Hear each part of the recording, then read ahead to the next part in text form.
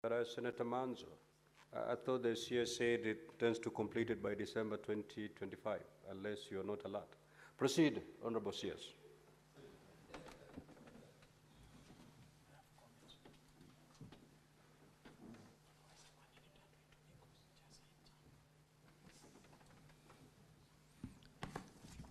Yeah, Honorable Speaker and members, as I said earlier, we now intend to complete this facility by December 2025. However, I want to mention here that the original design that we do for 15,000-seater cannot be achieved on that site because the western side of the pitch, and I've been there, Honorable Senator, I've visited there. If we have to fill that hole, 3.5 to 4 meters, as I said, we are likely to spend more. That is why we have directed that Public Works and the team in Sports Kenya flex the design to accommodate the components that we can accommodate, which I have mentioned in my statement, and then we see how we can manage, the other components, possibly with a new site that we can redesign. But because originally this stadium had been earmarked for a flat area, but then this land was allocated to another project, and the stadium was moved to this area where it's very challenging topographically. So I think in terms of the budget for this, we don't have a national treasury allocation. However, through Sports Kenya, we pay the certificates as we arise because we have allocated, we have a total of around 5 billion of stadium investment that we normally flex within it. So it is part of the priority projects in our list, and it is part of the projects that we have earmarked to be paid through the sport fund. So in terms of resourcing, we will give it priority. But I think the technical issues are the ones that we need to resolve, which we are resolving. Honorable CS, the third question was, now that Wote is under 2 hours from Nairobi, would you have it as one of the training grounds during AFCON 2027?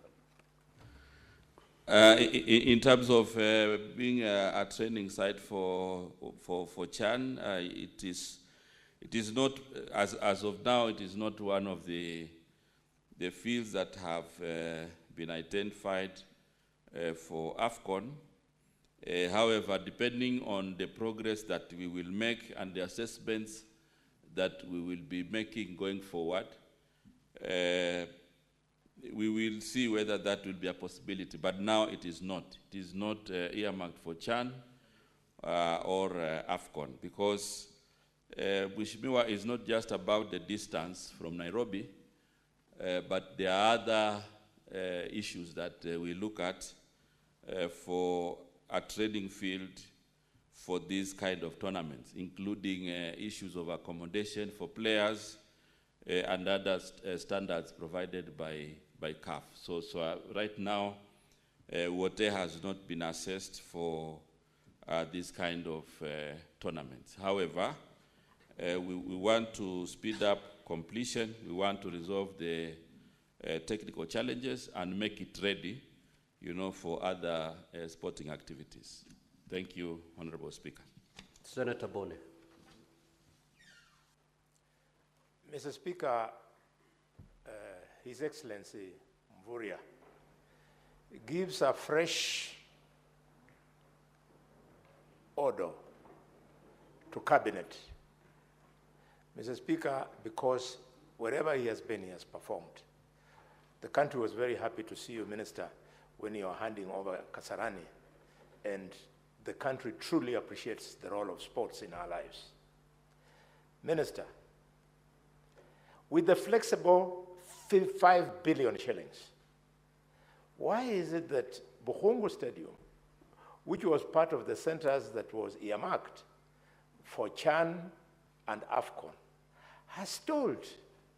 In fact, this morning, the people of Kakamega are waiting for you to explain why you went and destroyed the upgrading of the stadium that had been done by Governor Oparanya, and now even little things like school sports cannot take place from Buhungu. Senator Wambua.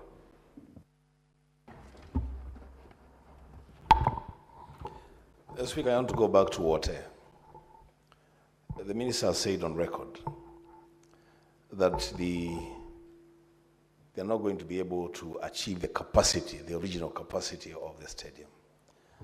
I would have wanted to hear from him telling us and the people of Water what will be the capacity of the finished stadium that they're going to do, and now that the capacity will be smaller, has that had an impact on the final budget for that project?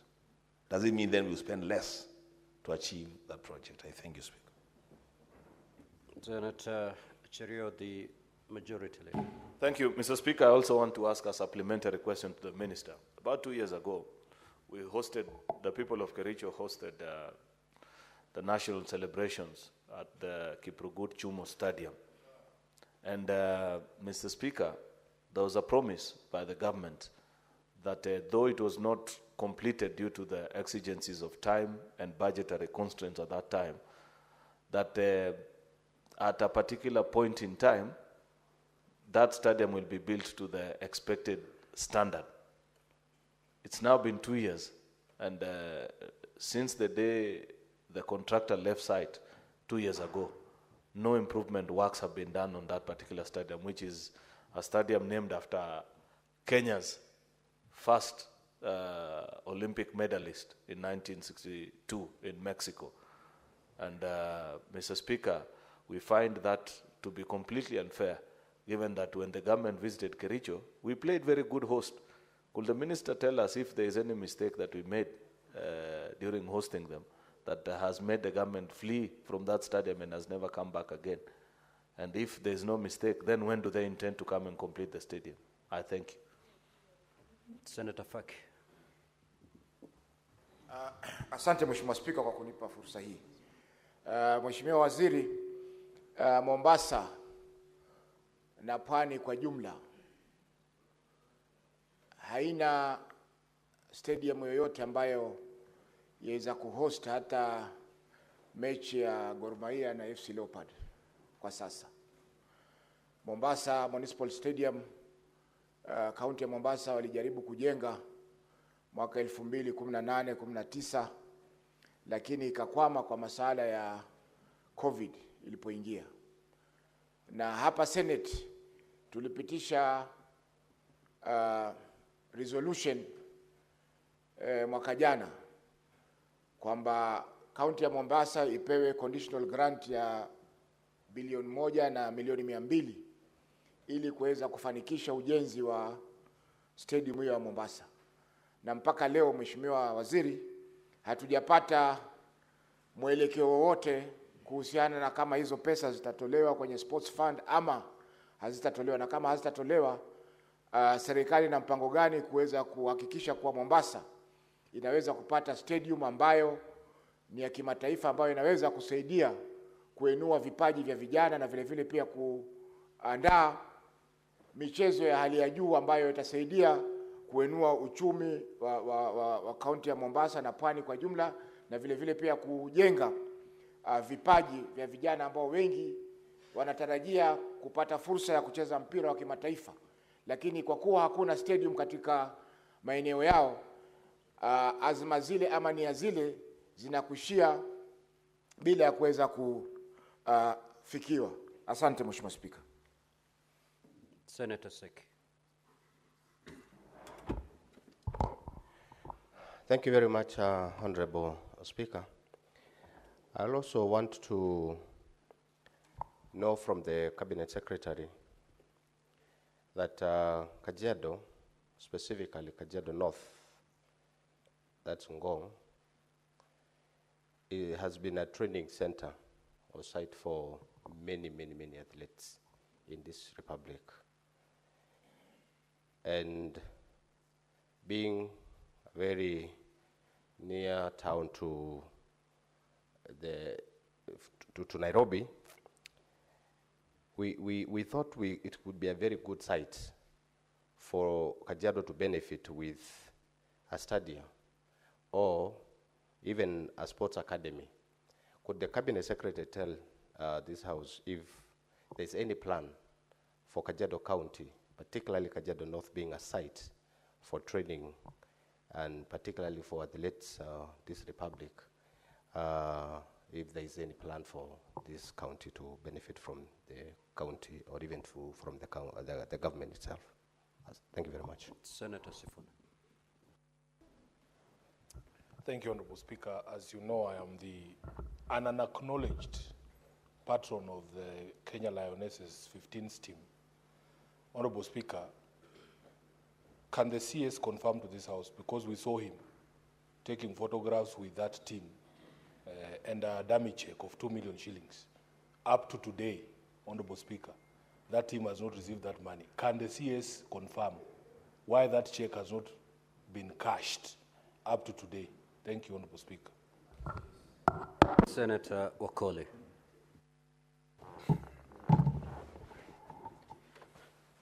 Asante Mheshimiwa Spika na karibu Waziri wa Michezo. Langu ni swali Mheshimiwa Spika, siku ya madaraka miaka miwili iliyopita, serikali nzima ilitua katika uwanja wa michezo wa Masinde Muliro kule Bungoma. Kenya nzima ilipashwa mbwembwe na hoihoi. Leo Mheshimiwa Spika, kiwanja bado hakijakamilika. Kwa niaba ya mabanati wa kaunti ya Bungoma, ningependa waziri anyanyuke na atueleze ni lipi ama siku ipi uwanja utakamilika, na jinsi ndugu yangu Boni ameeleza seneta, tulitaraji mkoa wa Magharibi, eneo la chemichemi ya Talanta, tungeweza kuwakaribisha Wakenya na Afrika nzima katika mkoa wa Magharibi. Lakini leo tunatazama tu kwa runinga Mheshimiwa Spika, huku tukijiuliza tulimkosea Mungu nini. Asante Mheshimiwa Spika. Senator Mbugua. Thank you, Mr. Speaker, sir. CS, you indicated that you gave priority to the stadiums which will host the CHAN, and you have done well to complete them. Could you take this opportunity to tell the House and the country how prepared our team is for the competition, which is just a few weeks away? Thank you. Senator Alexander Mundigi. Thank you, Mr. Speaker, sir. To the Cabinet Secretary, you have indicated about AFCON will come in 2027, and you have indicated numbers of counties that are going to benefit the time of practice. Is it possible to include Embu to be part of that money, so that money can help us in Embu County economy? And Mr. Speaker, sir, I know we have a stadium in Embu County. It is very small, and the government of Kenya Kwanza, they sent, and Minister, you know that, about Njukere stadium that can benefit Embu County in a sport. When are you going to implement it so can people of Embu County can benefit? Thank you, Mr. Speaker, sir. Senator John Matthew. Thank you very much, Mr. Speaker. Mine is also a follow-up question on a stadium. The people of Nyandarua have had aspirations of having their own stadium, or Karau Stadium. And when the president last visited Nyandarua, or rather, the 3 times that he has visited Nyandarua, he promised that we shall get a stadium. And there was a handover of the Karau Stadium to the military. So I want to know from the minister, what timelines are they working with? Now that they are working together with the military, what timelines do they have, or what comfort do they give the people of Nyandarua of when they will get their stadium, the Karau Stadium, ready? Honorable CS, you may now proceed to respond to those questions. Thank you very much, Honorable Speaker. And I think I must say that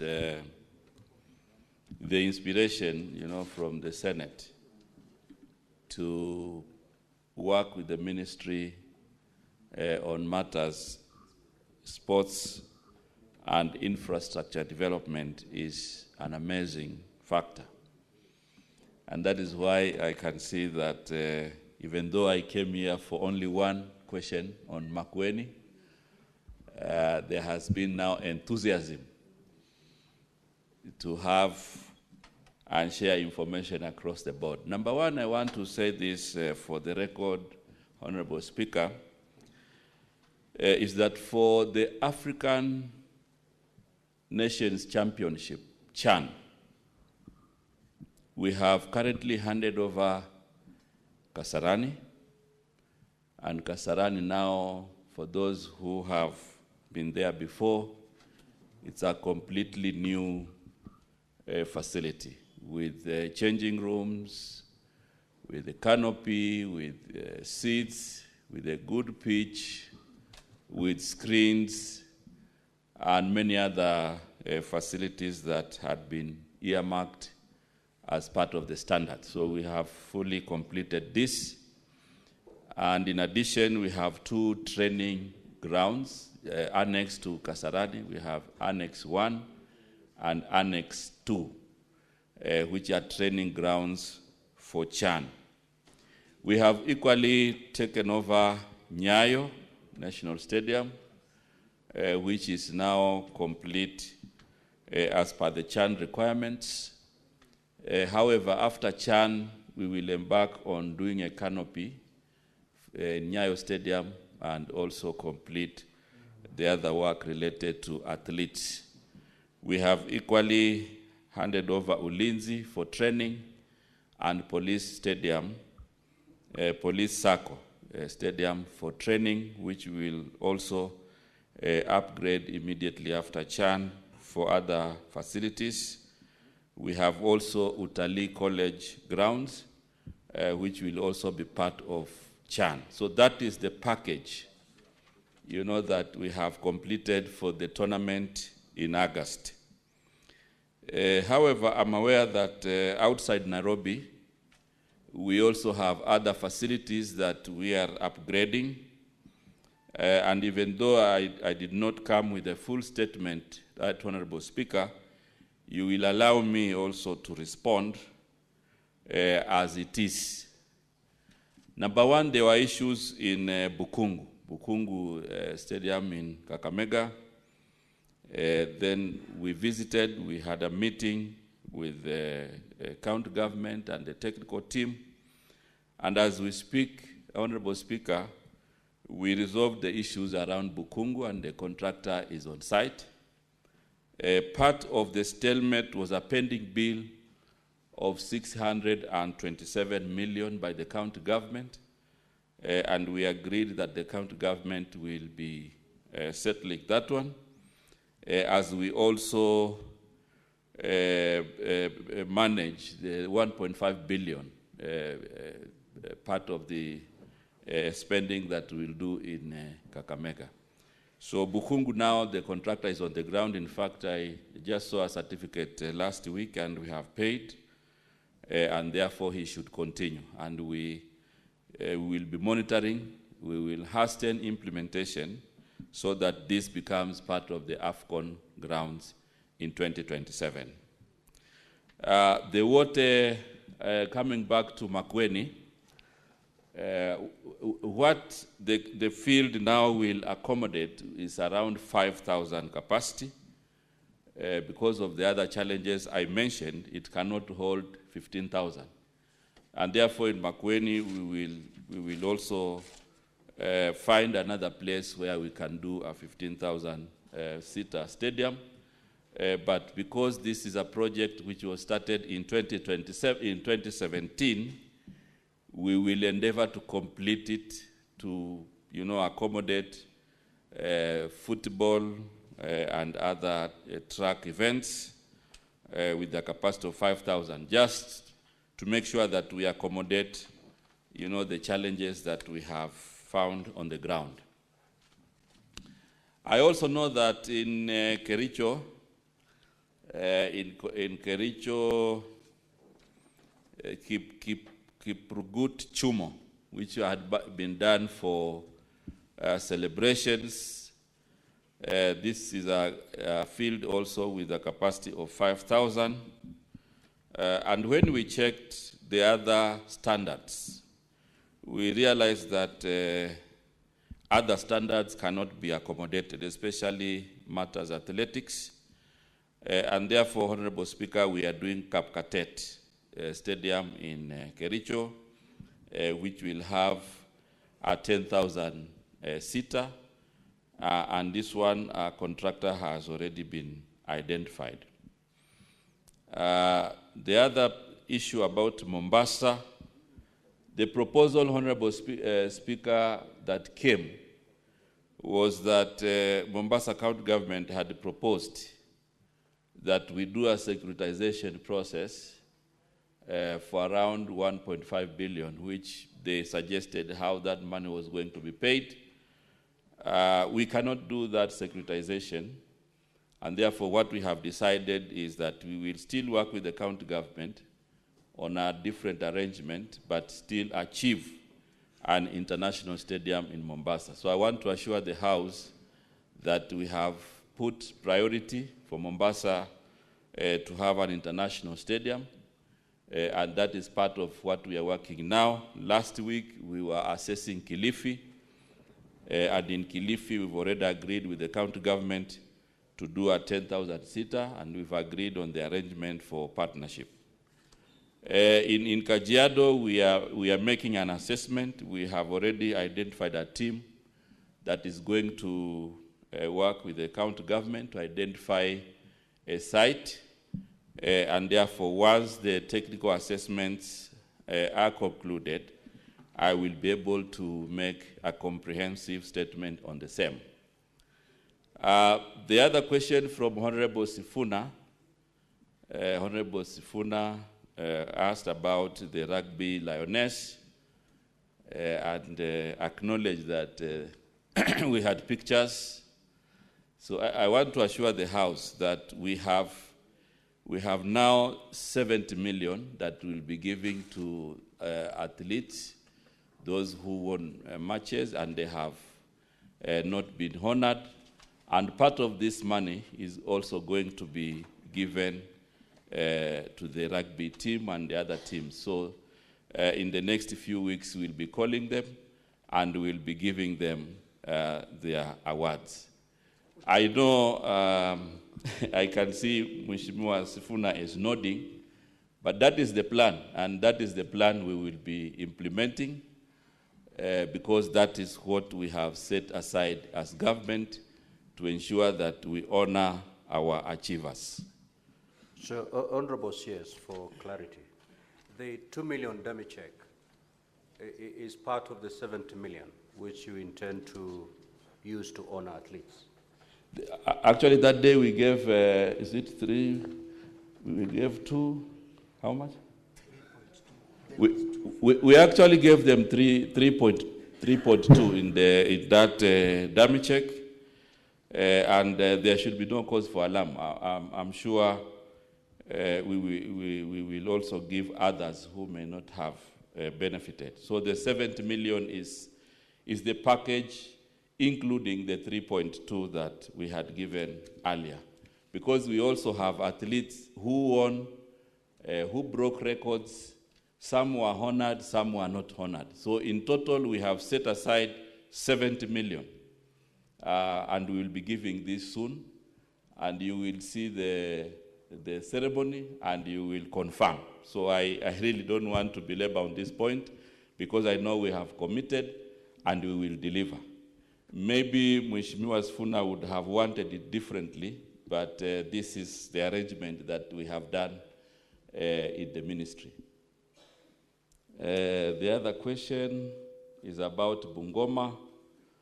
Bungoma, we have paid 36 million for the canopy, and the contractor is on the ground to do the canopy, because we agreed that we also do canopy for Bungoma, and the contractor is on the ground. We have just paid 36 million for him to continue. Now, in terms of preparation for Harambee Stars, we are very confident. The team is already in the camp. We have supported them. They have a good technical bench. They have a good head coach. And therefore, preparation for the team is ongoing. And we are in touch to ensure that we do whatever we can do to support them. And I want to use this opportunity to rally the Senate and to rally all Kenyans, to ensure that we support our team, Harambee Stars. In Embu, I know we have a stadium there. We are now doing the changing rooms in the Embu Stadium, which was done for celebrations, but now we are embarking on making sure that it can comply for matters sports. So we are currently doing the changing rooms. On the other one, Njukiri, Kajiado I have mentioned. I can see Senator things I have skipped. I said we are making their technical assessment and identifying you've already stated the issue. So Meru, that is Embu, that is what we are doing. We're doing the changing rooms. And that is the current situation on the ground. In Nyandarua, the Olukalau Stadium has now been advertised. It's going to be done by the Ministry of Defense. And so that's the situation in Nyandarua. It's been advertised, and it's going to be implemented by the Ministry of Defense.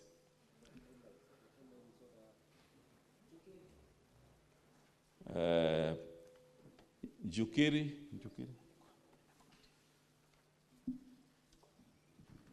I think I responded on the Embu one. Njukiri is at the planning stage. Is still at assessment and design, but I think it's going to be a 10,000-seater stadium. So the Moi Stadium in Embu is done. Changing rooms are ongoing.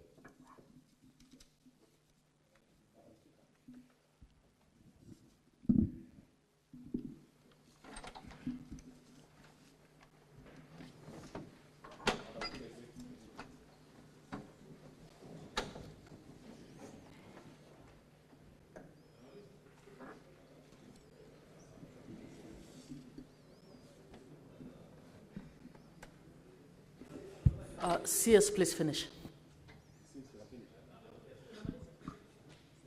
Yes, Madam Speaker, I have finished the supplementary questions that arose from the floor. Because away from the first question, we had an official statement. We also decided to respond on the ones that have come from the floor. Thank you.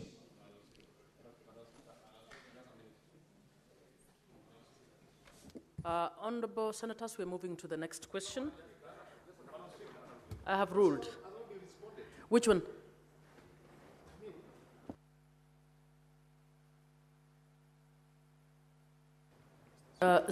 Please give Senator Q the floor. Madam Speaker, my question was very specific, and it was actually arising from Wote. The minister said that they have cut down on the size of the stadium. And I asked, what is going to be the new capacity of that stadium? And has that had an impact on the budget from the original design? Senator Methu, which bit has not been answered? Just the minister has just said what I've said. He has told us that the stadium has been handed over to the Ministry of Defense. That is what I said. He has said that the stadium has been advertised. That is what I have said. I asked him, what timelines are there? As you handed over to the Olokau Stadium to the Ministry of Defense, what timelines are you working with? When can that stadium be ready? That was a very specific question.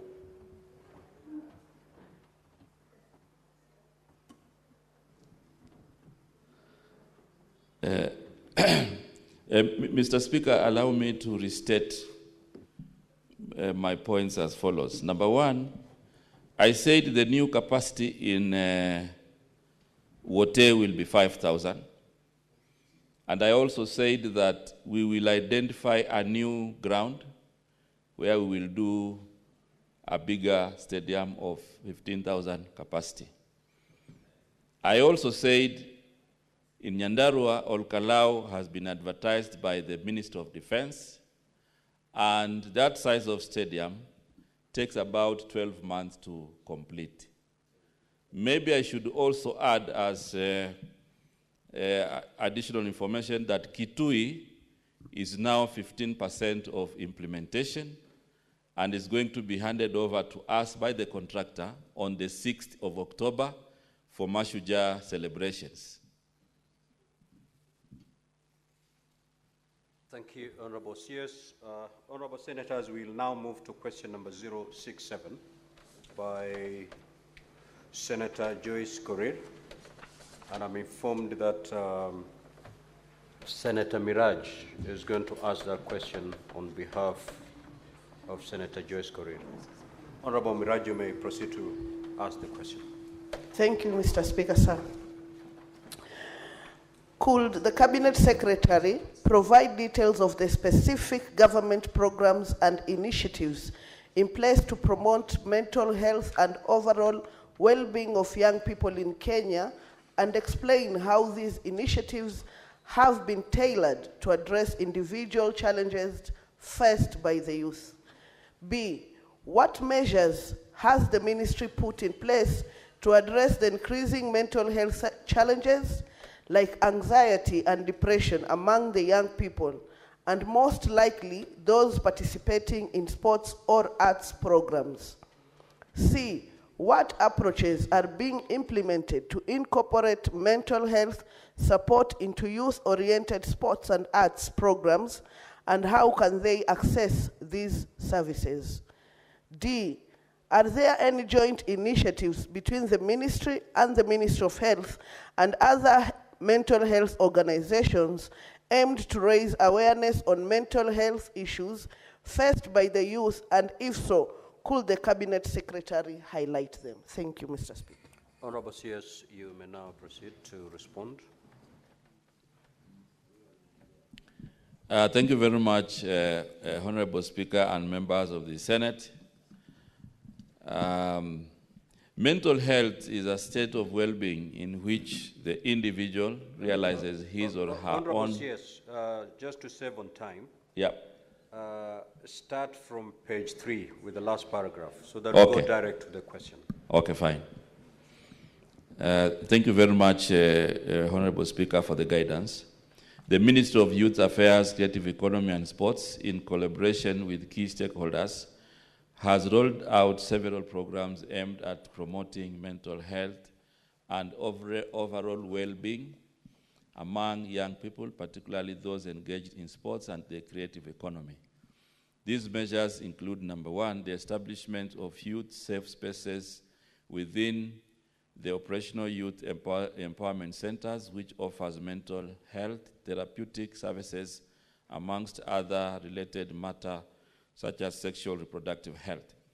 The ministry has a program and the initiative of leveraging on technology to offer counseling services to the youth through utilization of an online counseling application developed by the youth, Kelvin Joroge. This intervention is preferred by the youth for the reasons that if used, it is easy, convenient, confidential, cheap, and accessible from a personal phone.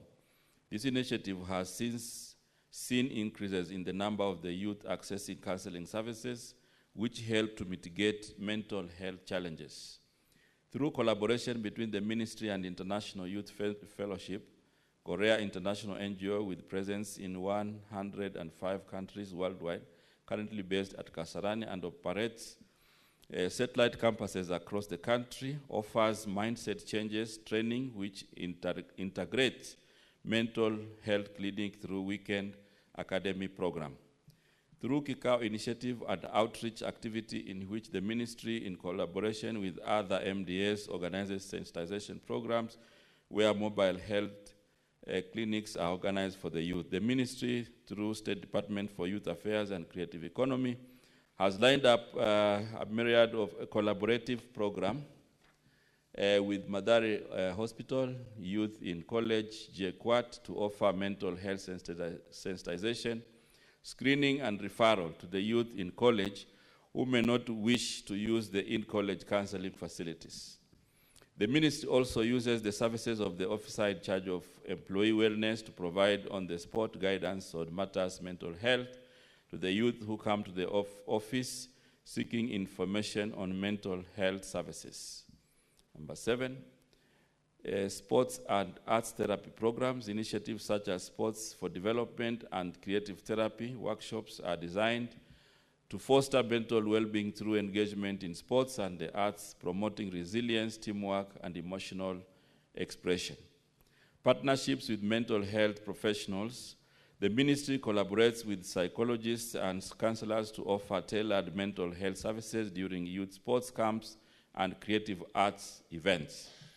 Number 9, public awareness campaigns. Initiatives like End the Stigma and Mental Health Awareness Weeks target young people to promote open dialogue around mental health, destigmatization, and encourage help-seeking behaviors. These initiatives are customers to address challenges such as anxiety, depression, peer pressure, and identity crisis commonly faced by the youth.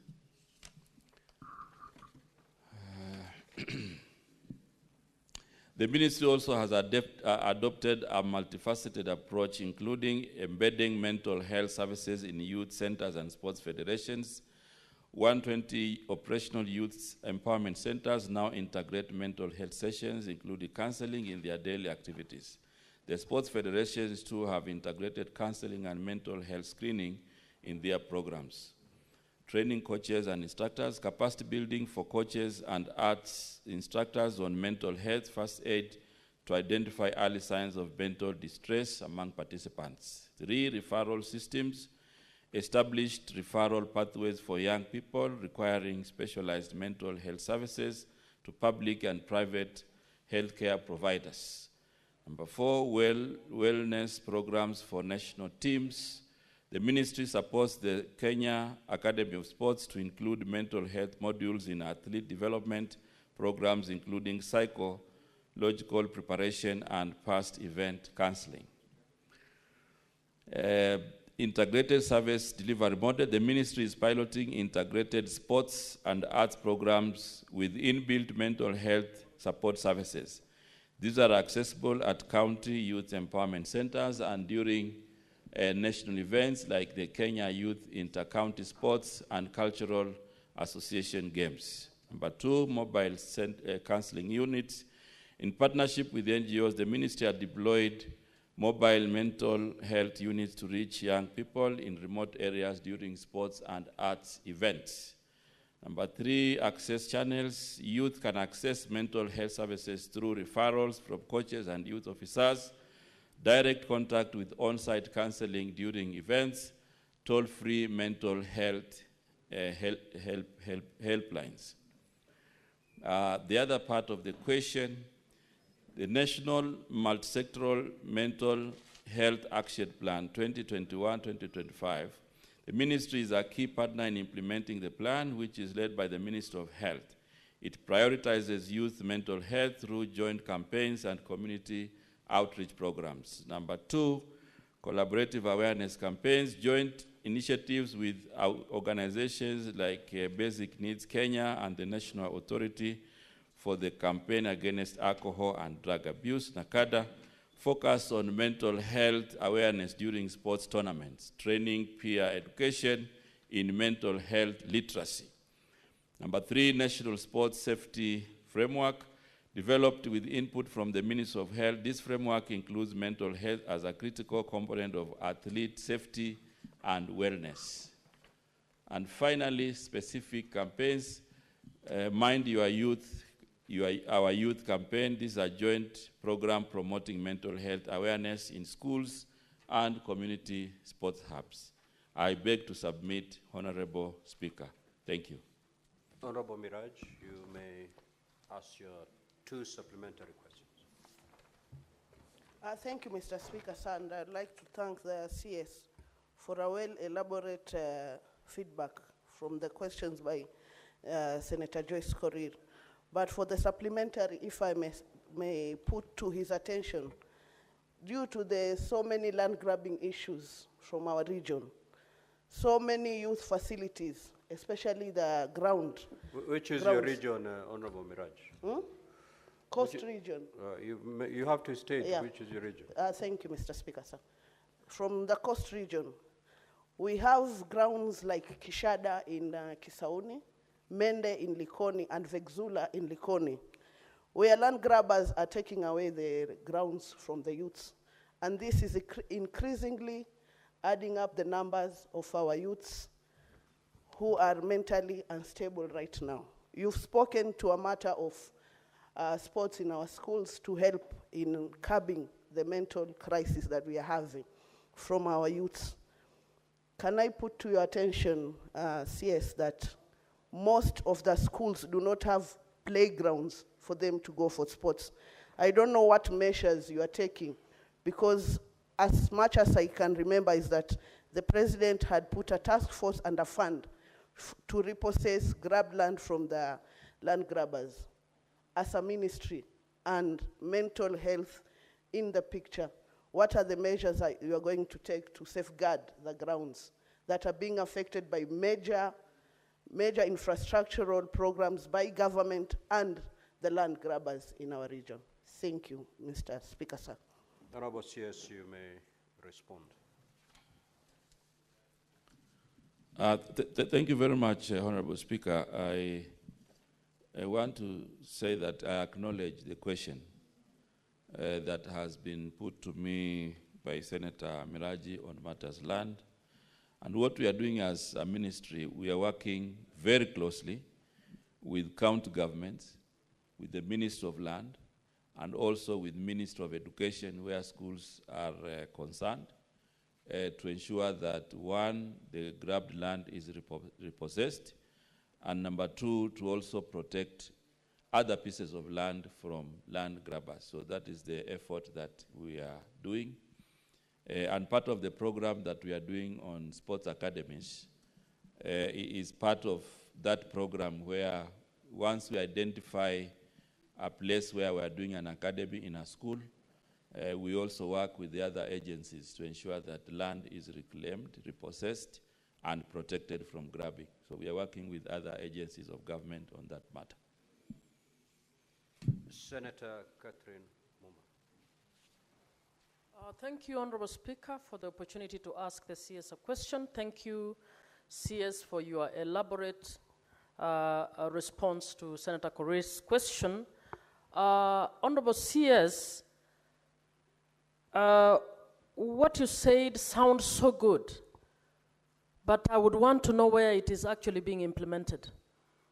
In particular, I would want to know what programs you have in Nyakach sub-county, where I have been for the last 1 month. Honorable CS, Nyakach in 2023 had teen and child pregnancy to the extent of 3,816.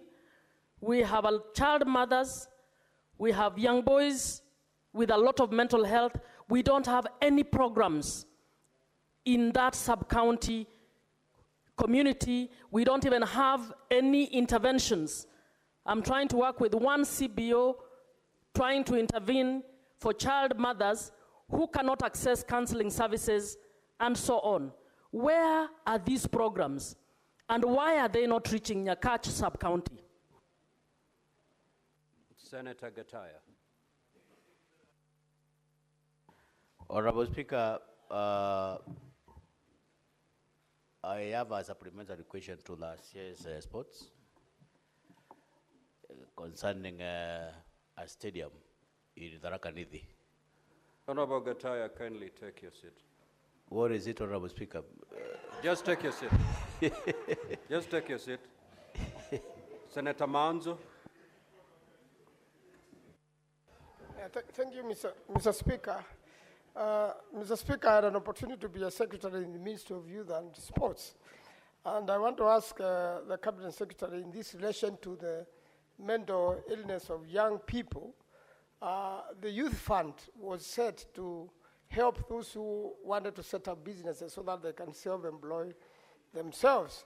I've seen an initiative whereby people are fundraising for the youth. What has happened to the youth fund?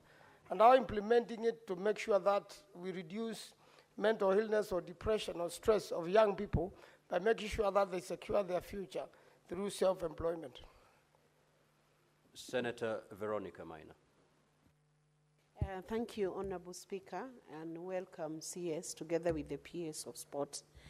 My question is in regard to promotion of mental health among the youth, and I would want to know what measures and efforts the Ministry of Youth Affairs and Creative Economy and Sports have put in place to facilitate conversation and dialogue to reconcile the emerging issues that have been raised by the youths who have been very dissatisfied and have been demonstrating, using the medium of sports and creative economy to enhance intergenerational conversations. What measures is your ministry putting in place to intervene with the emerging issues that are affecting the youths as they demonstrate on the streets? Senator Wambua. Speaker, I sought this opportunity to clarify an issue because this is a house of record.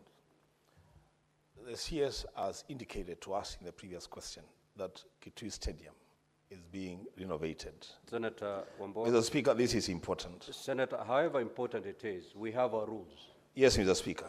And but the people of Kitui are online. Senator Wambua. And they are saying the stadium is not being renovated, Mr. Speaker. Senator Wambua, you had an opportunity. I gave you an opportunity. Yes, but he responded to when he responded to the Speaker. We have dealt with our question. We are now on the question of mental health. Mr. Speaker. Anything that is not related to mental health. Mr. Speaker, it is the same ministry. Seen. Take your seat, Honorable Senator. Mr. Speaker, I'm here because Senator Wambua, you're defying the ruling of the Speaker, and you know the consequences.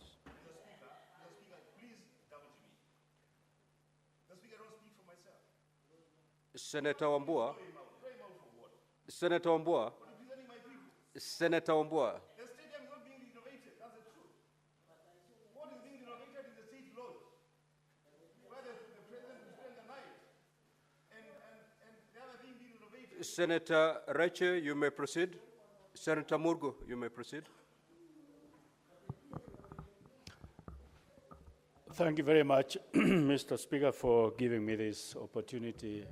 I would like to know from the CS as to what measures the ministry is taking towards drug use among the youth that is enhancing mental problems and so on, and therefore creating difficulty when it comes to talents and so on. Senator Kavindu. Yeah, thank you, Mr. Speaker. I just wanted to know from the CS what is doing in Machakos about mental health in youth, regards youth. Are you having any programs in Machakos in particular, and also dealing with drugs addiction in those areas with youth? Thank you. Senator Mandago. Thank you very much, Honorable Speaker. Honorable Speaker, my question to the CS is, the programs he has said they are running, unfortunately, we have not heard about them in the counties, Honorable Speaker. What is the CS doing and the ministry doing to ensure that these programs reach the youth at the lowest administrative unit at the ward level, to ensure that the sensitization and the programs do benefit the youth, Honorable Speaker, and even using sports? Why do we have tournaments that are being funded by members of parliament individually and so forth. Why can the ministry itself run all sports tournaments for youths across all the wards, 1,800 wards in this country, so that even the programs can have a higher penetration in terms of reaching out to the youth? Thank you, Honorable Speaker. Senator Beatrice Akenya. Thank you, Honorable Speaker. I needed to get from the CS. Bona CS, do you think we handled the Gen Z issue in last year well? And in your opinion, as a ministry, what are some of the innovative ways in which we could have attended to their outcries? Senator Newton. Thank you, Mr. Speaker. My question to the CS is on mental health for the youth. Exactly how does the ministry identify youths who have mental health challenges? And I ask that, Honorable Speaker, because what the youths have been going through in the last few months must have cost most of them challenges, seeing most of them killed and sometimes abducted. This must have caused a lot of mental stress and anguish. So how do you identify as a ministry youths that have mental issues, because we must prevent other than cure? Thank you, Mr. Speaker. Senator Chiranke.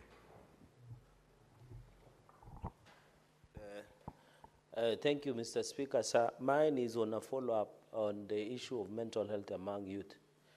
Bwana Waziri, there were an issue that most of the young people that went on demonstrations, they were using hard drugs and substance abuse. As a ministry, there were allegations. Can you learn how the law operates, Senator Wambua? Mr. Speaker, you need to protect me. There were allegations that most of the young people, including the criminals and goons that were sponsored people known to Senator Wambua, were using hard substance and drug abuse. Senator Fernandez, just proceed to withdraw and apologize to your colleague. Mr. Speaker, I say best known to him. But Senator I withdraw and Fernandez. apologize. I withdraw and apologize so that we make progress. Mr. Speaker, I really wanted to find out the assessment of the Ministry of the Youth and Sports, whether some of the innovative agenda of addressing the grievances raised by the young people is part of making sure that there is mental wellness, Mr. Speaker, because we did pass the mental health bill in this floor of the House. I thank you, Mr. Speaker. Honorable CS, you may now proceed to respond. Honorable Speaker, I must agree that the questions are very many.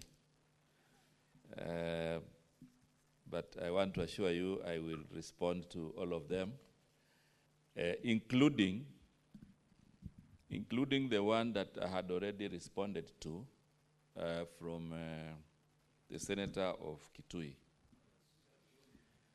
I was in Kitui last Wednesday.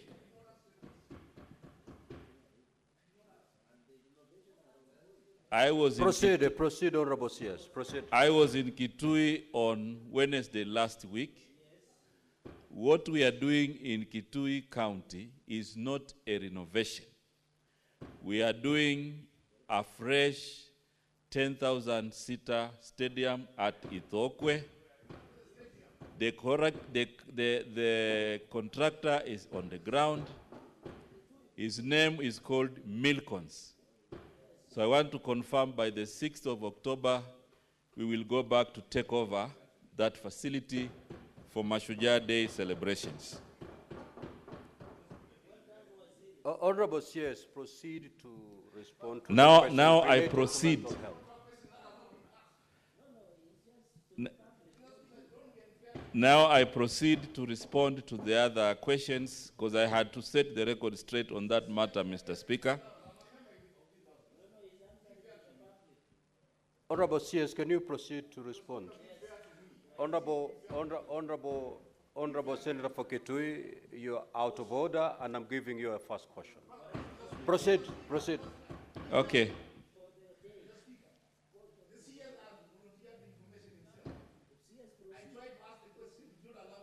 Honorable Wambua, kindly leave the chamber. Proceed, Honorable CS. Leave the chamber, Honorable Member for Kitale.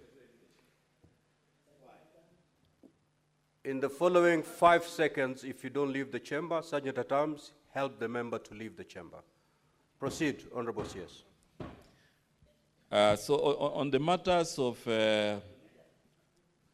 mental wellness, which in most of the questions they have been combined with other general issues, I want to state that the ministry is not working alone on these matters. We are working with other government agencies. For example, on matters to do with drugs and substance abuse, we are working with NACADA and also the Ministry of Interior to identify and also to have remedies to address these matters. Number two, there was an issue in Nyakach. The honorable member wanted to know what we are doing in Nyakach sub-county on matters teenage pregnancies and mental health. Honorable Speaker, I want to state that currently I did come with data for Nyakach, but I want to confirm that this is a sub-county. We will also check the statistics and work with the agencies in that area to know the numbers, and then we address them. So this is an issue we are flagging and we are prioritizing in our next intervention. There was a question about youth fund.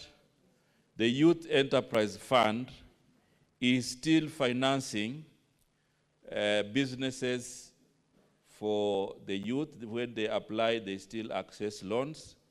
This question by Honorable Manzo, I also want to add that currently we are even supporting the labor mobility program, those youths who get jobs outside the country. We also support them through Youth Enterprise Fund to take care of the initial costs as they proceed to work abroad.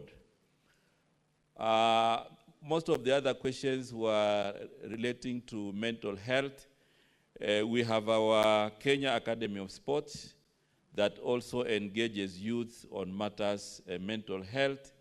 And we are also working with the international NGO from Korea. The last month we had about 15,000 youth graduating from the weekend sessions that happen in Kasarani. And these youth come from across the county. And the main topic that is dealt with in those forums has to do with wellness and also mental health.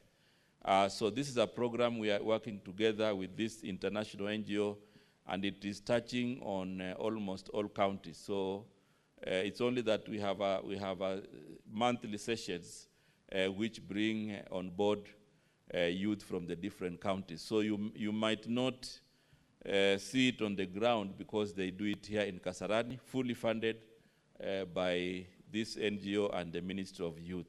And we have agreed to extend this program to even the lower levels in our county. So we are working together with this NGO.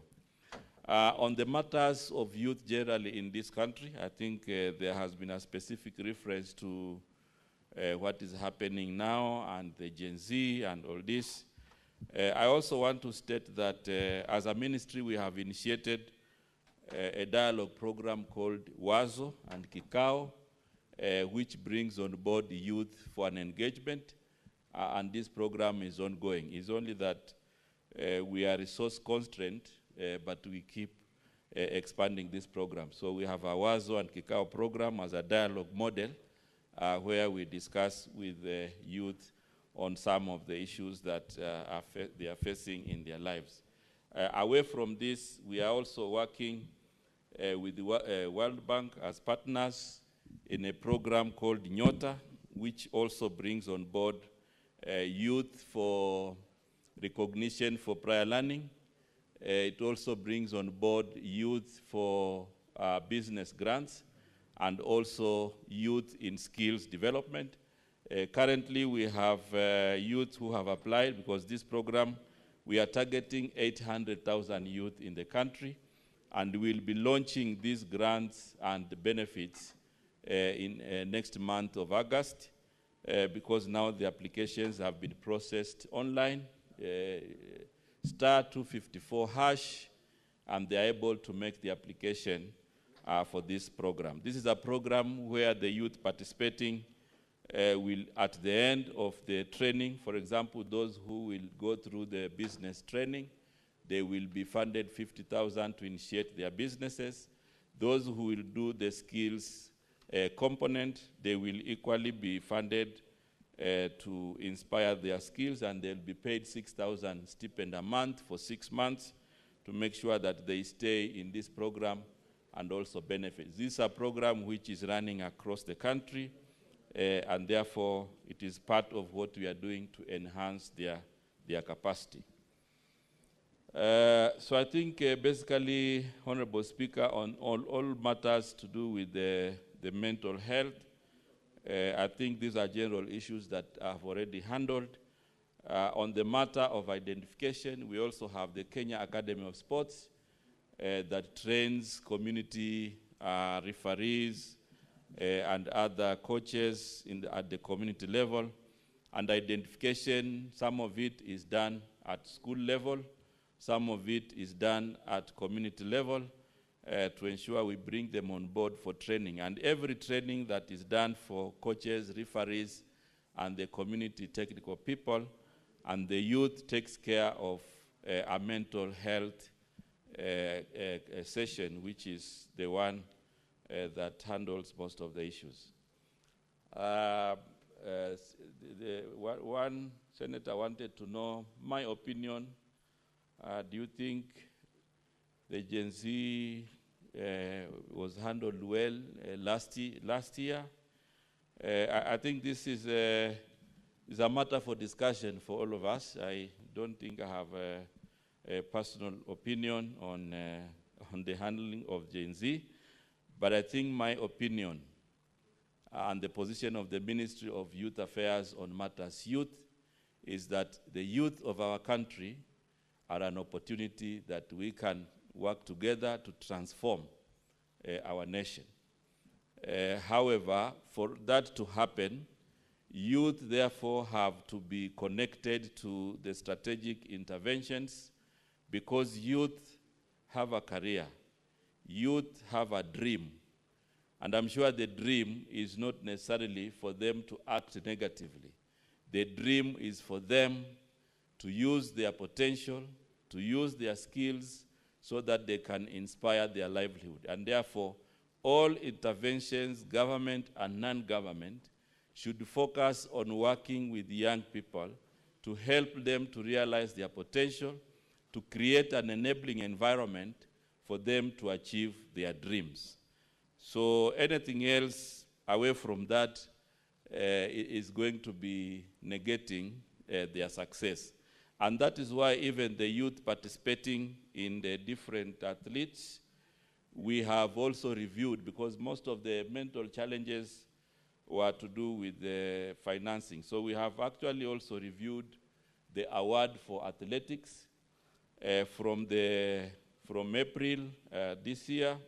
We have approved the new rates. For example, the youth who will participate in Olympics and they are able to acquire a gold medals, instead of paying them 750,000, we have now graduated this to 3 million, silver from 500 to 2 million, bronze 300,000 to 1 million. Those who will participate in Commonwealth, gold now has moved from 500,000 to 2.5 million, silver from 300,000 to 1.5, and bronze from 200,000 to 1 million. So these are the new rates. Those who will participate in Youth Olympics and they win gold, we have moved the rewards from 300,000 to 500,000, silver from 200 to 350, and bronze from 100 to 150. So these are some of the measures we are using to inspire athletes and also to address hopelessness, to address mental challenges. Thank you very much, Honorable Speaker, and I want to thank you most sincerely for giving me this opportunity to address the Senate. And finally, Mr. Speaker, there was one issue about tournaments. One member asked about what we are doing on matters tournaments. We have designed a concept, and we'll soon be launching government-funded tournaments from the world level to the national level. And FKF is also working with all of us to see how we can regulate and support the youth on the ground. But we'll be running a league from the world level to the national level, where then participation of youth will be very key. And I'm sure this is going to address some of the issues that you are facing where you are hosting individual tournaments. They are very expensive. They are not sustainable. So we'll be working with you in this new arrangement. Thank you very much, Mr. Speaker and honorable members. Thank you, Honorable CS. You are now free to leave to attend to other duties. Thank you. Clerk, you may now usher in the CS in charge of environment and climate matters.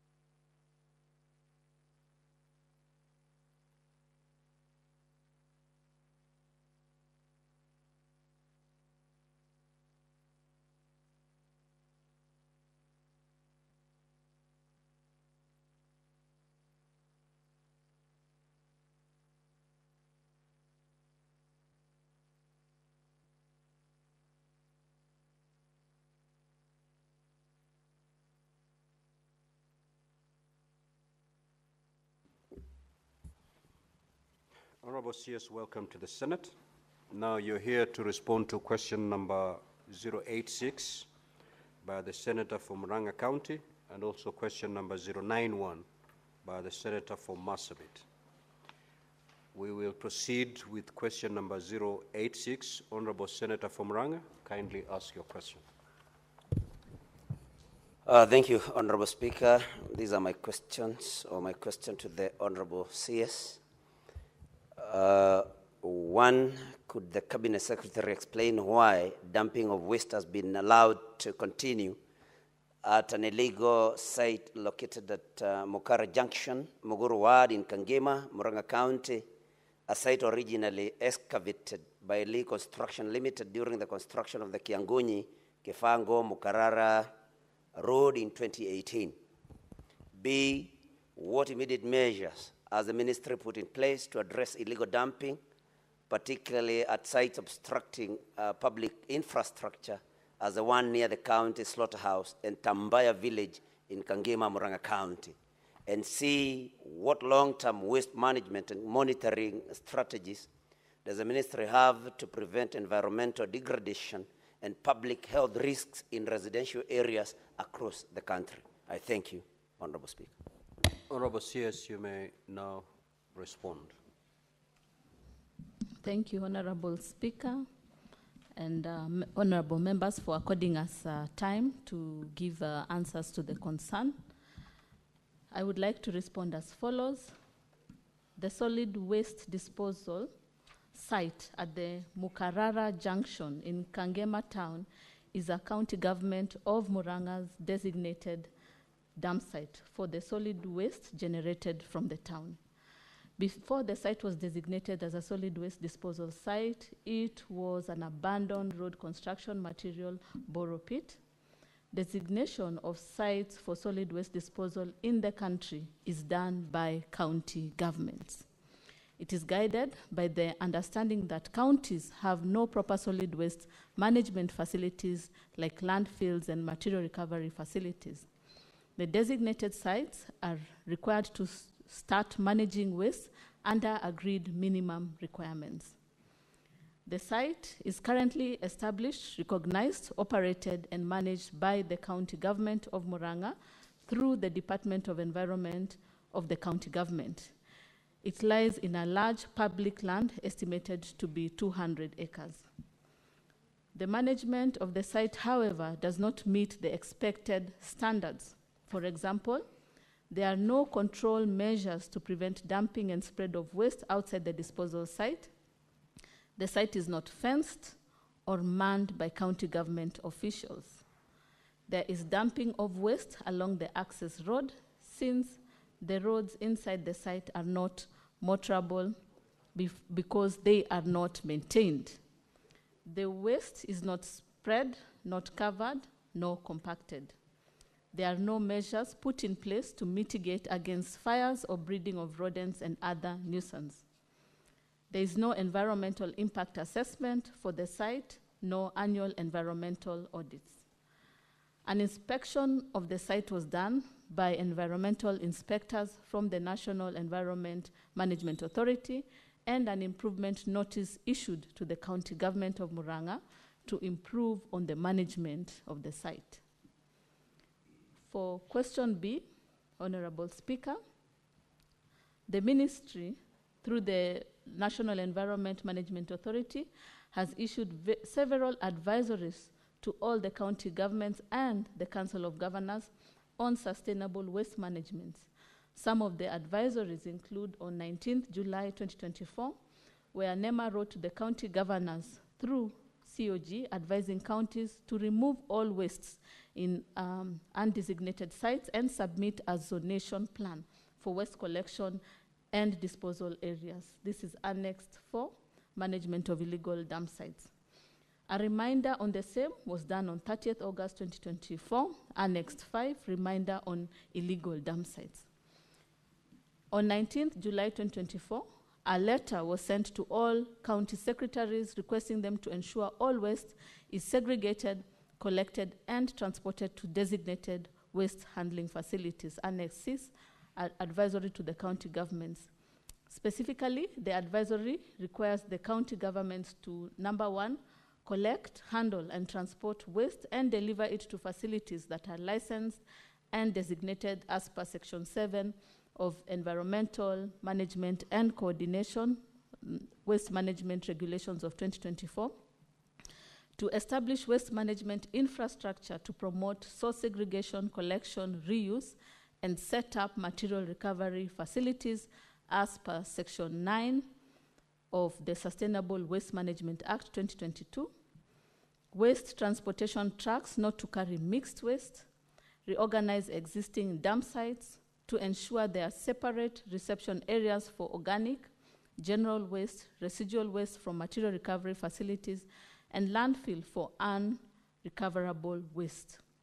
The reorganization will assist in reducing waste contamination and will enable recovery of valuables from waste.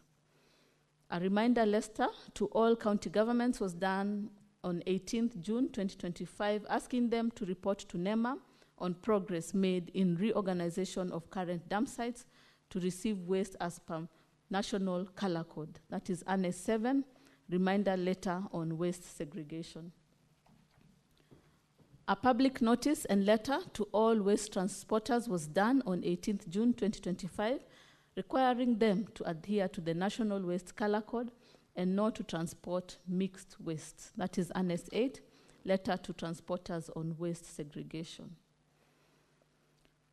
On question C, Honorable Speaker, the Ministry has put in place a number of waste management and monitoring strategies to prevent degradation and public health risks in residential areas. These include the following: licensing of facilities and waste transporters, where NEMA has licensed waste transporters as well as waste treatment and disposal facilities as per Environmental Management and Coordination Waste Management Regulations of 2024. The issued licenses have conditions used to monitor the status of licensed facilities and transportation vehicles in order to maintain the set standards.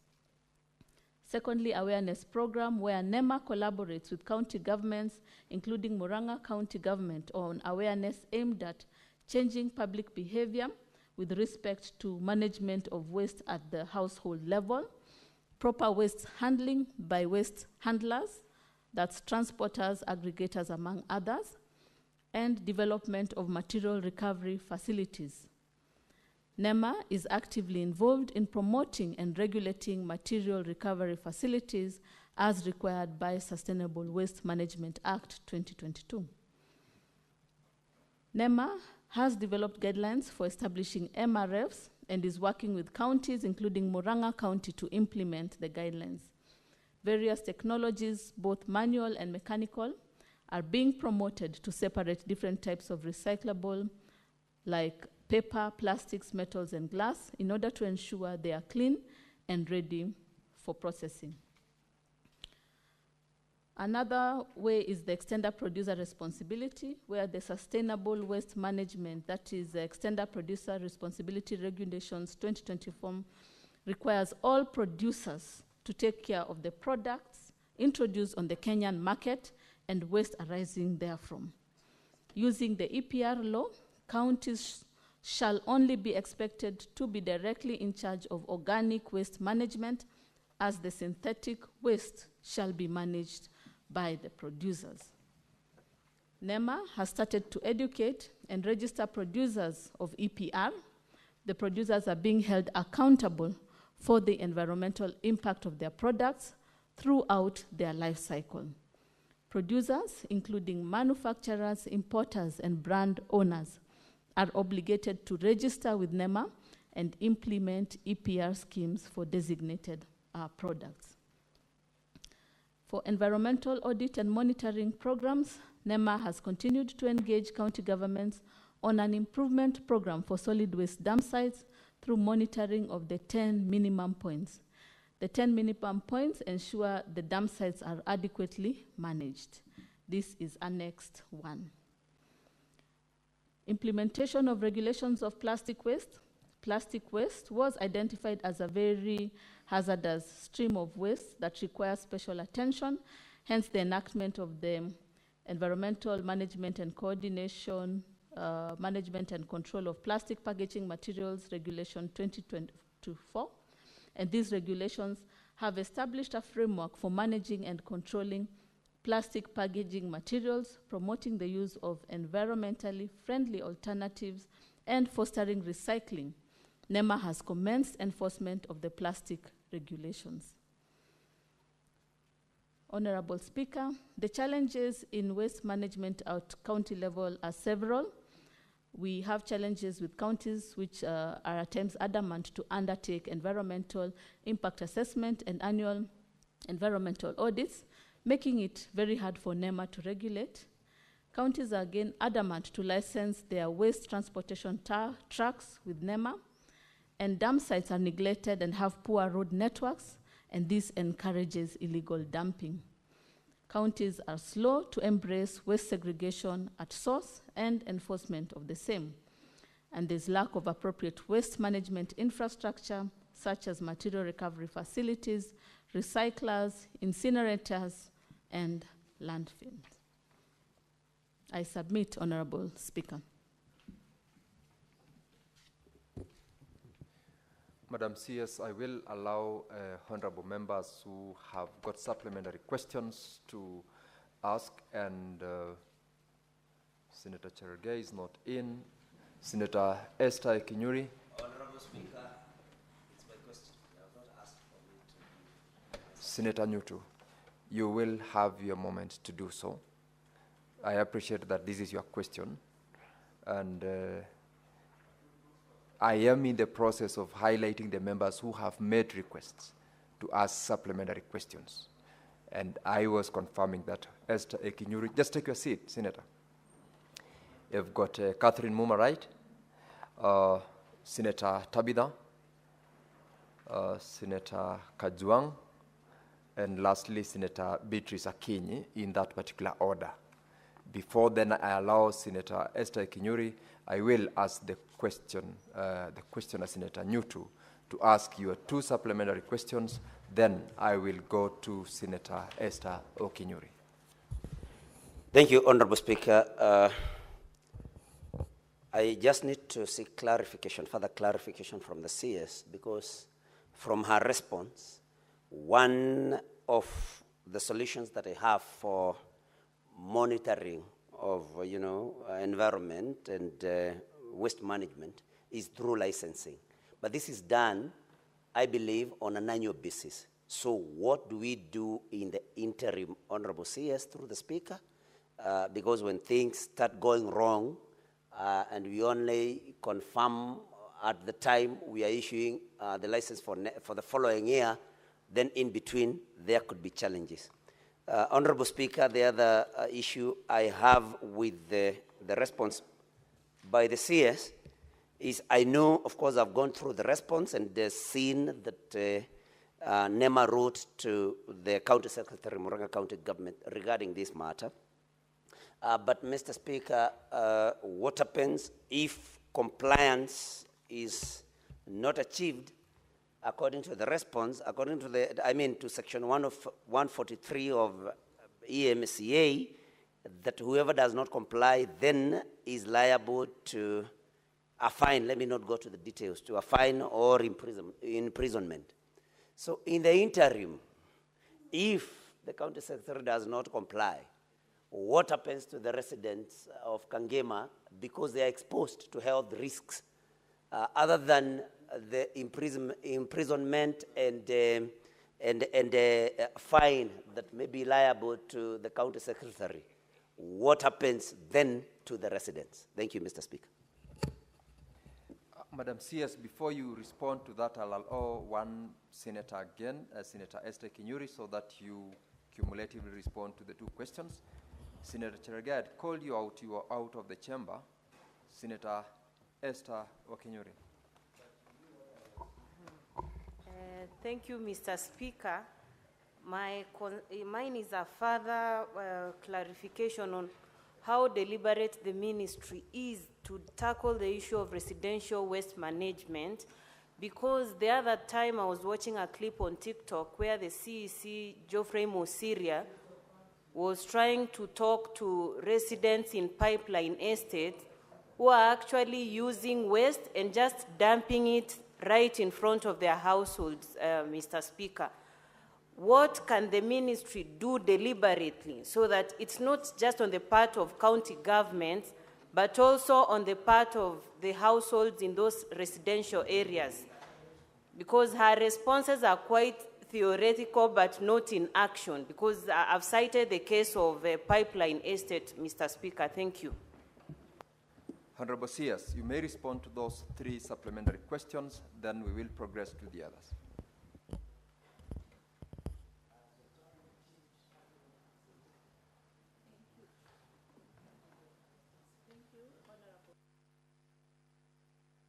Give the CS the microphone, please.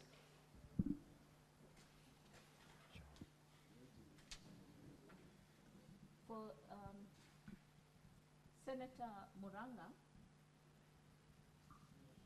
the question regarding licensing on annual and basis and what do we do in the interim, we have asked counties to do an environmental impact assessment. And in the absence of environmental impact assessment, we also, again, issue improvement plans to the counties. As you are well aware, waste management is a devolved function. And so we can only issue the improvement notices and await the impact assessment to see how we can move forward. And for non-compliance, we continue to engage the counties. But as I have said earlier on, we've had multiple interventions. One of them that has recently come in is the EPR, the Extended Producer Responsibility, which again will support us in ensuring that we have the polluter pays principle. This is again the answer to Senator Esther. So when we have the producer paying principle, then we can have resources, and after segregation, we will be ensuring that the recycling occurs, say for instance, the recycling of plastics, among others, and we can be able to improve waste management in that aspect. Additionally, through the EPR, what we intend to do is to support the waste pickers, in terms of creating green jobs or clean jobs, and with working together with the county government, we believe that implementation of extended producer responsibility will support in terms of human resource, who will again support in segregation of waste and ensuring that our environments are clean and we are not exposed to health risks. Senator Catherine Muma. Thank you, Honorable Speaker. Even as I ask the question, Honorable Speaker, allow me to welcome the CS Environment to the Senate, but also to bring it to her attention that whereas waste management is a county function, the national government has the responsibility to develop policy, to develop standards, to actually provide technical support, and to ensure that the enforcement of the standards, national standards, in this matter. So I am not particularly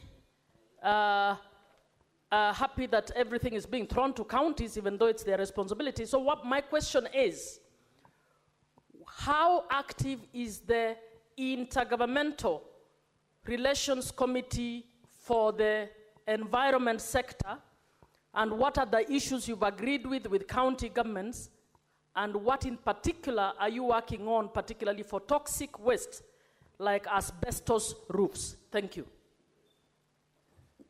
Senator Tabitha Mutinda. Thank you, Speaker. Allow me also to take this opportunity to welcome the Minister for Environment, because the last time she was here, she was the Minister for Health. Welcome to Senate. Mr. Speaker, my question to the Minister is, in 2017, the government banned plastic in this country. both importation and local manufacturing. But still, as we speak, Madam Waziri, you realize that NEMA still gives exemptions, especially to the potting bags in this country that are still being manufactured. The reason we still continue having drainages blocking still is because of the illegal manufacturing of the polythene bags, because still NEMA allows for manufacturing of potting bags or seedling bags in the agricultural sector. What is your plan as the minister in regards to ensuring that Kenya now focuses on the alternative of the biodegradable potting bags in this country, so that we completely eradicate the production and importation of the raw materials for plastic bags in this country? If you continue giving these exemptions, then when will we have the maximum alternative of the plastic bags in this country? I submit, Mr. Speaker. Senator Moses Kajwang. Mr. Speaker, I also welcome the CS to the Senate, and I look forward to further collaboration with her in my other capacity as the chair of the Climate Caucus. Mr. Speaker, Parliament played its role by passing the Sustainable Waste Management Act in 2022. Under the Act, the CS was given certain responsibilities. The Act established a council. Mr. Speaker, I would like to find out from the CS whether this Waste Management Council has been established, whether it is working, and what it has been able to achieve. Under the Sustainable Waste Management Act, the CS was also required to bring regulations to the House and was also required to publish model laws for county governments. I want to find out from the CS which regulations have been brought to Parliament, whether the CS has published the model laws, and how many counties have been able to successfully implement or enact those laws. And finally, Mr. Speaker, waste is gold in certain jurisdictions. When we went to Dubai, we found that they are converting solid waste into energy. We have seen countries where recycling is a big part. The circular economy is huge. Could the CS tell us what the policy position of the government is with regards to conversion of solid waste into energy, and the size of the circular economy in Kenya and the challenges that it faces? Thank you, Mr. Speaker. Senator Moses Kajwang, you noted that you asked more than 2 supplementary questions, and I let you do so intentionally by virtue of your position as the chairman of the Climate Caucus. Otherwise, ordinarily, the standing orders allows you to have only 1 supplementary question. Senator Samson Cherargei.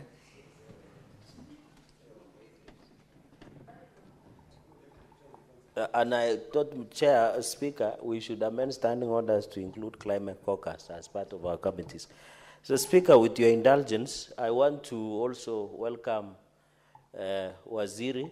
I think we were in Kaptagat and she did a good job. She's also sitting next to my voter, so I'll support her naturally because she's sitting next to my voter.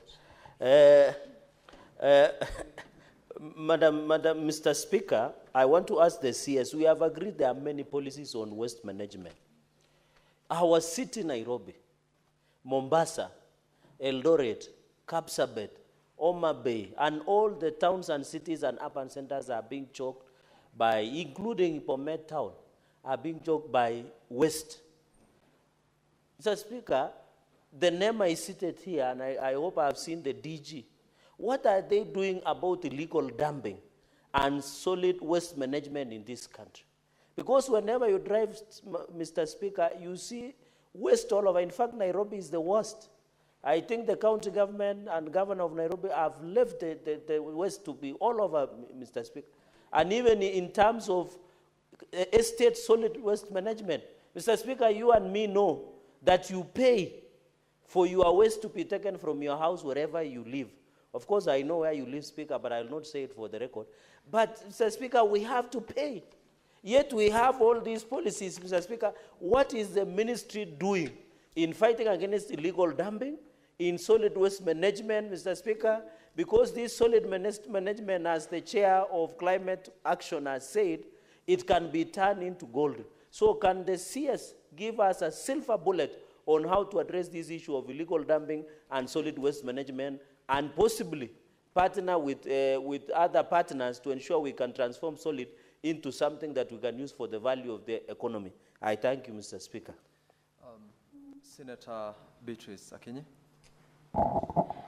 Thank you, Mr. Speaker, sir, and for accepting that my head of delegation was able to give more than one question, and I think I will ride on that privilege that he has had as his delegation. That is a Honorable Speaker, of the chairperson, Senator Honorable Speaker, Honorable Speaker, I want to start by welcoming the CS, Madam Deborah, who we have worked with before, and in the delegation I also see a former DG of NEMA, Ayub Aiman, I worked with, and an officer was very passionate about environmental issues then. I hope he still is. Madam Honorable Speaker, my question is that how often does the CS engage with the counties as intergovernmental forum, as was envisaged in the Constitution 2010? Honorable Speaker, I notice a number of these issues are also touching on counties. And if the CS was engaging the counties on this meeting, a number of them would be thrashed. Honorable Speaker, I also wanted to know from the CS if the county environment committees are in place, are working, because NEMA is a member of that, and how staffed are their decentralized offices at the counties? Mr. Speaker, sir, because you only see one or two officers, which is not proportionate to the members that we have and to the service that we want offered. Thank you, Mr. Speaker, sir. Senator Manzo. Yes, sir. Mr. Speaker, to implement what is in C, the long-term waste management and monitoring strategies, I want to ask the CS what budgetary allocation does he have in this financial year to be able to implement all this which is asked in this question, because without a budget, really, it's not possible, Mr. Speaker. Senator John Kinywa.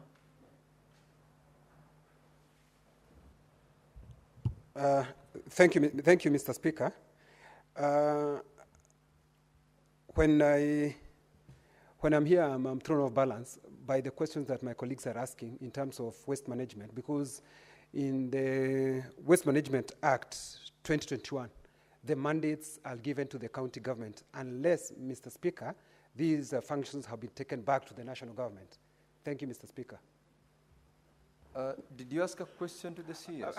No. It's for the CS to tell me whether maybe these functions have been taken back to the national government. Very well, thank you. And lastly, Senator Onyonka. Thank you, Mr. Speaker. This matter is so weighty that I wish we had more time to interrogate it, but I believe that at some point we may have to. I wanted to ask the CS, in a nutshell, if you look at all the issues that has been brought up by either at that time, I'm talking about in the 80s and 90s up to now, at that time the issue was with municipal councils, then we had county councils, and then we've now come in where we have counties, and of course all these matters have been devolved, and I just want to come, Mr. Speaker, to the city of Nairobi. Why, Mr. Waziri, why are we not able, just as a people who are intelligent and reasonable, why are we not able to get a system which is self-sustaining, which is reasonably designed and made in such a manner like other countries do so that we can manage our garbage. Isn't it, Waziri? Because many of us in this house and elsewhere are the ones who are actually the ones collecting the garbage and making billions and billions out of it. Instead of setting up basic infrastructure which is available. You even have donors, there are donors who want to give us some of this infrastructure so that we set it for free. And yet, every time an idea comes about how we are going to fix the issue of garbage in Nairobi, it dies somewhere. Same way, why are we not able to have... Kindly be specific in the question you want to ask the Honorable CS. Can the minister tell us whether the reason why Nairobi cannot collect its garbage and manage it is because of the corruption which is endemic in our government, in our county governments, and all the government departments which are involved in this? That's why we can't move. Honorable CS, you now may proceed to answer the questions from the various senators. Thank you, Honorable Speaker and honorable members. Yes, as a ministry, first of all, we've worked on the policy. We have strategies, we've had regulations that have been reviewed, which are really of international standards. But as you know, we at national level, it's all about policy. The implementers are the county level, since waste management is devolved. And one of the new regulations that we have passed, as I said earlier, was the extended producer responsibility, where the polluter pays principle. What does that mean? It means like the plastic bottles of soda. The producer must be able to see the life cycle of these plastic bottles. We should not find them in the rivers. We should not find them anywhere contaminating. So there is some money that should be given. They pay something because of the pollution. Now, these are the resources that we intend to use in order to improve waste management, and as Senator Onyonka has talked about, review the sustainability. I also want to inform the Chair of Climate that one of the things that we are also looking into is FLOCA, where we know that county governments are being given resources in order to implement FLOCA. One of the areas that they can also review is waste management. And so we'll be supporting them, guiding them in terms of establishing the material recovery facilities, and again ensuring that we are having circular economy implemented at county level. And so we've written advisories again to the counties, and we continue engaging with counties. Our meeting again is scheduled in the coming weeks, where we'll be meeting the governors to explain to them the EPR and see how we can implement. Again, one of the neglected and so-called vulnerable people are the waste pickers. And we are seeing how, again, we can incorporate them into these cooperatives so that we can ensure that there is sustainability, and we are empowering them and creating green jobs for Kenyans. So these are, again, deliberations we'll have at, with the governors. But for counties, we have the county directors routinely meeting. I believe there was a meeting 2 weeks ago where the NEMA team was able to meet them. And again, we continue supporting them even in matters of implementation. But yet again, they are the key implementers of waste management. Regarding the question of tackling residential waste management, as I had said earlier, it's really about convening the polluters. I think, you know, behavioral practices vary in communities. We cannot say, Honorable Esther, that we can tell everyone to change their behavior, but yet again, we can talk to the polluters. And yet again, we can capacitate human resources that can support us in training, whether it's at the school level, the community level, among others, in matters of waste segregation and matters of hygiene and reduction of health risks. And so those are, again, areas that we are looking into, engaging the polluters to see how they can support in improving the behavioral practices.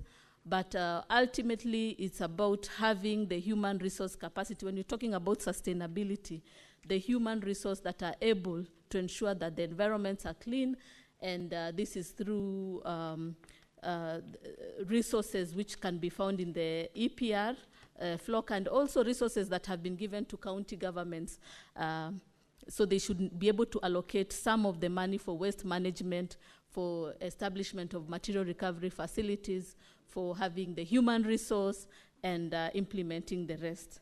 So the other question was Senator Muma, who asked, I think we've answered that we have strategy, regulations, and enforcement, and we have intergovernmental relations are strengthened, and we have routine meetings. We sent a gazette notice for asbestos, that is safe removal and safe disposal of asbestos in Kenya. But then we, cognizant of the fiscal space, some have been able to do that, others, national government, counties, again, are unable. So we are engaging Treasury and to support us in allocation of resources that will support in implementation of this. Equally, we are engaging partners who can support one way or another. But step by step, we are looking into the safe removal and disposal of waste. And we, again, have come up with guidelines to support in implementation of the same, as well as the strategies. So the next question was regarding banning of plastics. And NEMA provides exemptions for essential uses of food packaging, but EPR, again, should deal with the authorized bags. That is the polluters. In the EPR regulations, you'll notice that we are enforcing that they need to look at the waste that is being produced in matters plastic and ensure that a waste management recycling of the same is done. We have developed a circular economy strategy, of which we are really finalizing and implementing, courtesy of partners, as well as the African Union. And upon, once it has been passed, now we'll be encouraging circular economy in Kenya. So recycling of plastics will again be addressed in that area. But for the potting bags, what we are encouraging is biodegradable bags that have been meeting the standards of the Kenya Bureau of Standards. So far, we are still reviewing which one would be best suited for our environment, and again, working with the KFS and the State Department of Forestry to ensure that we move to the biodegradable bags. So far, we've not had the one that meets optimum standard. And I think if you could give us time, then we can give a comprehensive report of the bags that we have had so far. But it's something that we have tasked the foresters as well as NEMA to support in the same. For the Waste Management Council, it is being established very soon. And again, regarding the laws, we have developed model laws for the counties. And again, they should be able to use those laws. For us is regulation and policies. The county is for implementation, since waste management is devolved. So again, it's critical to note, Senator Moses, you talked about circular economy. For us, 60% of the waste that we produce is organic waste, of which some can be utilized as fertilizer, and again, as a proportion can be used for methane production and also energy. So for waste to energy of this, the comprehensive, only 5% can be used for energy. Yeah, 5% of the waste. So conversion to energy is a limited amount. I think the focus should be mostly on fertilizers, because that incorporates 60%, and then around 30% is for plastics and recyclable materials, and only 5% is waste to energy.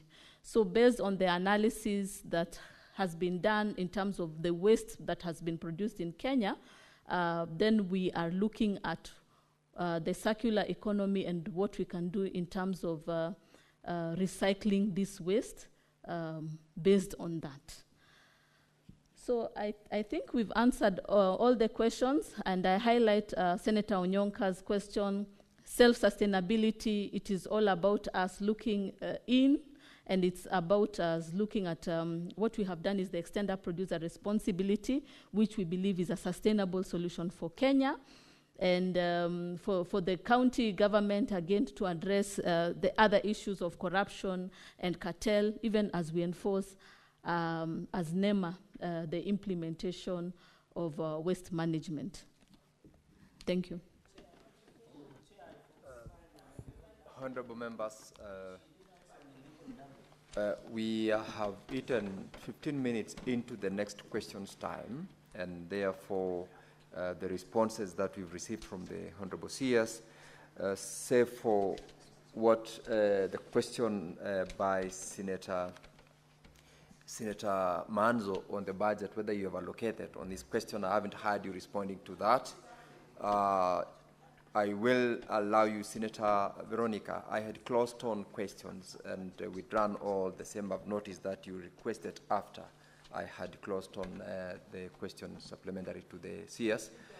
On that one, Honorable CS, when you'll be responding to the next question, please respond to the question as to whether you have got any budgetary allocation in the current financial year on the question by Senator Manzo.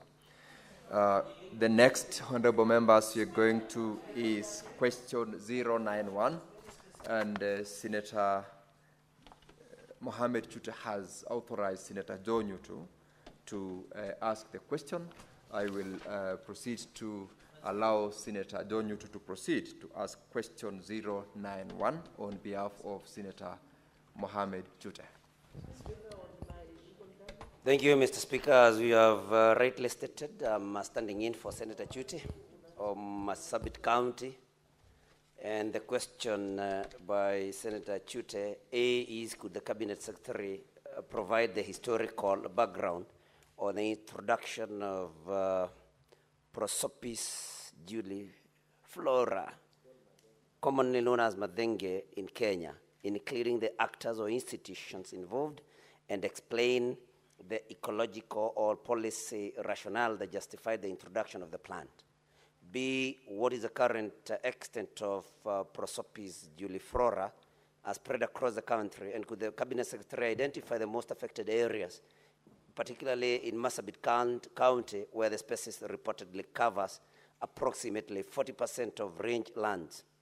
And C, what short and long-term interventions has the Ministry developed to contain or eradicate Proopis juliflora, including projected timelines, budgetary allocations, and multi-agency or county-level plans aimed at the restoring affected rangelands, especially in light of its 2022 classification as a national security threat? And finally, Mr. Speaker, has the Ministry undertaken or reviewed any scientific assessments on the viability of Proopis juliflora for alternative uses? And if so, what are the findings or outcomes of such initiatives, including any ongoing or planned community-based projects that align with ecological restoration? I thank you, Mr. Speaker. Honorable CS, you may proceed to answer question 091. Yes, Honorable Speaker, thank you.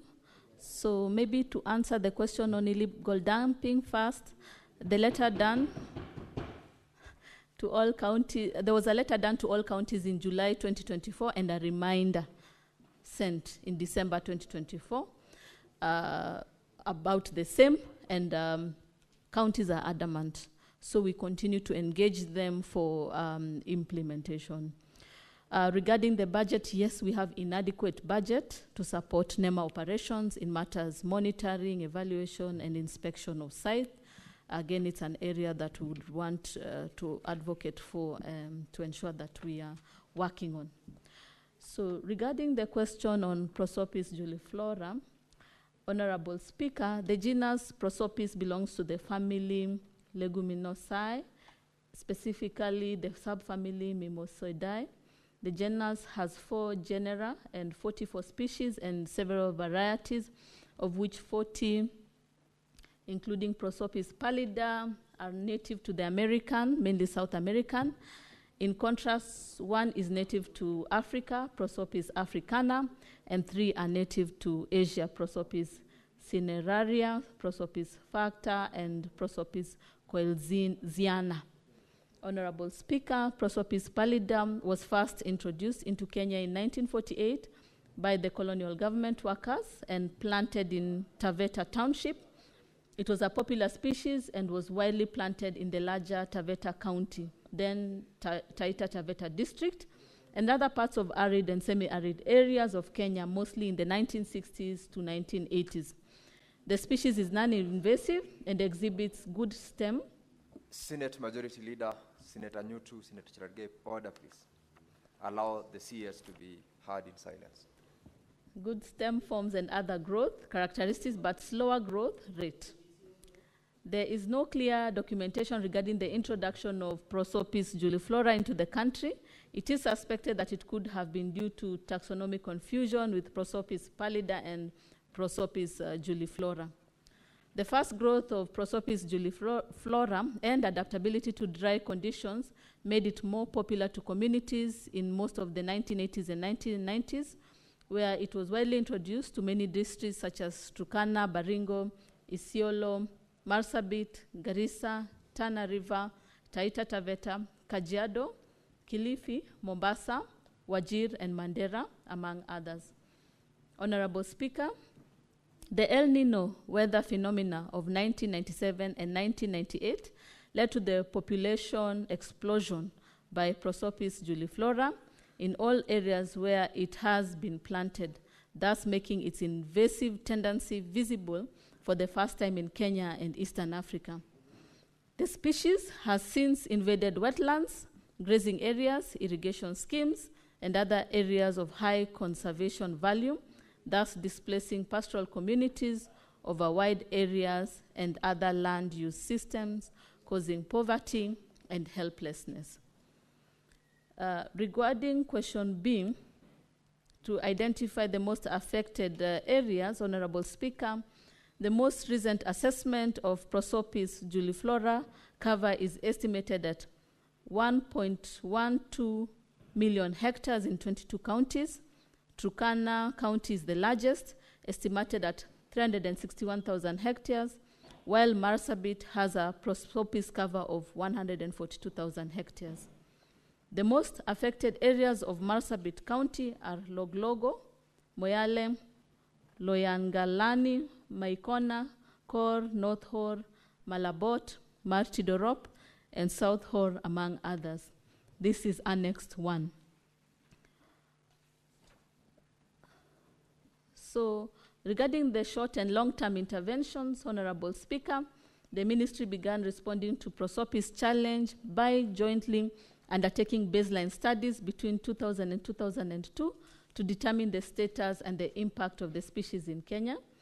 A major output of the study was the first national workshop on integrated management and control of Proopis species 2003 that led to the formation of the first national Proopis task force in 2004, which was later transformed into a steering committee for the first pilot project on integrated management and control of Proopis in Kenya. Baringo was used as a pilot site between 2005 and 2008. Members were drawn from key government ministries, environment, agriculture, livestock, education, including universities, lands, and international agencies such as WWF, CABI, ICRAF, UNEP, UNDP, and FAO, and several NGOs and CBOs. Representatives of the 6 affected counties, then districts, were also included. namely Baringo, Garissa, Mandera, Tana River, Turkana, and Taita Taveta. Honorable Speaker, the government is undertaking the following initiatives in the management of Proopis species. For short-term interventions in 1999 to 2001, we conducted a national survey to determine the status and impact of Proopis species on livelihood and environment. The first sensitization workshop at the national level on integrated management and control of Proopis species was held in October 2003, and followed by a second one in 2007 and a third one in 2015. Several others at the county level in all the affected counties have been carried out in 2016 to 2024. Between 2004 and 2006, the government secured technical support from development partners such as FAO to undertake a pilot integrated management and control of Proopis.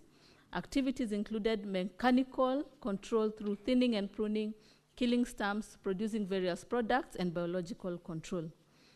Expanded Proopis management skills from Baringo to other affected counties, starting with the most impacted such as Turkana, Garissa, and Tana River.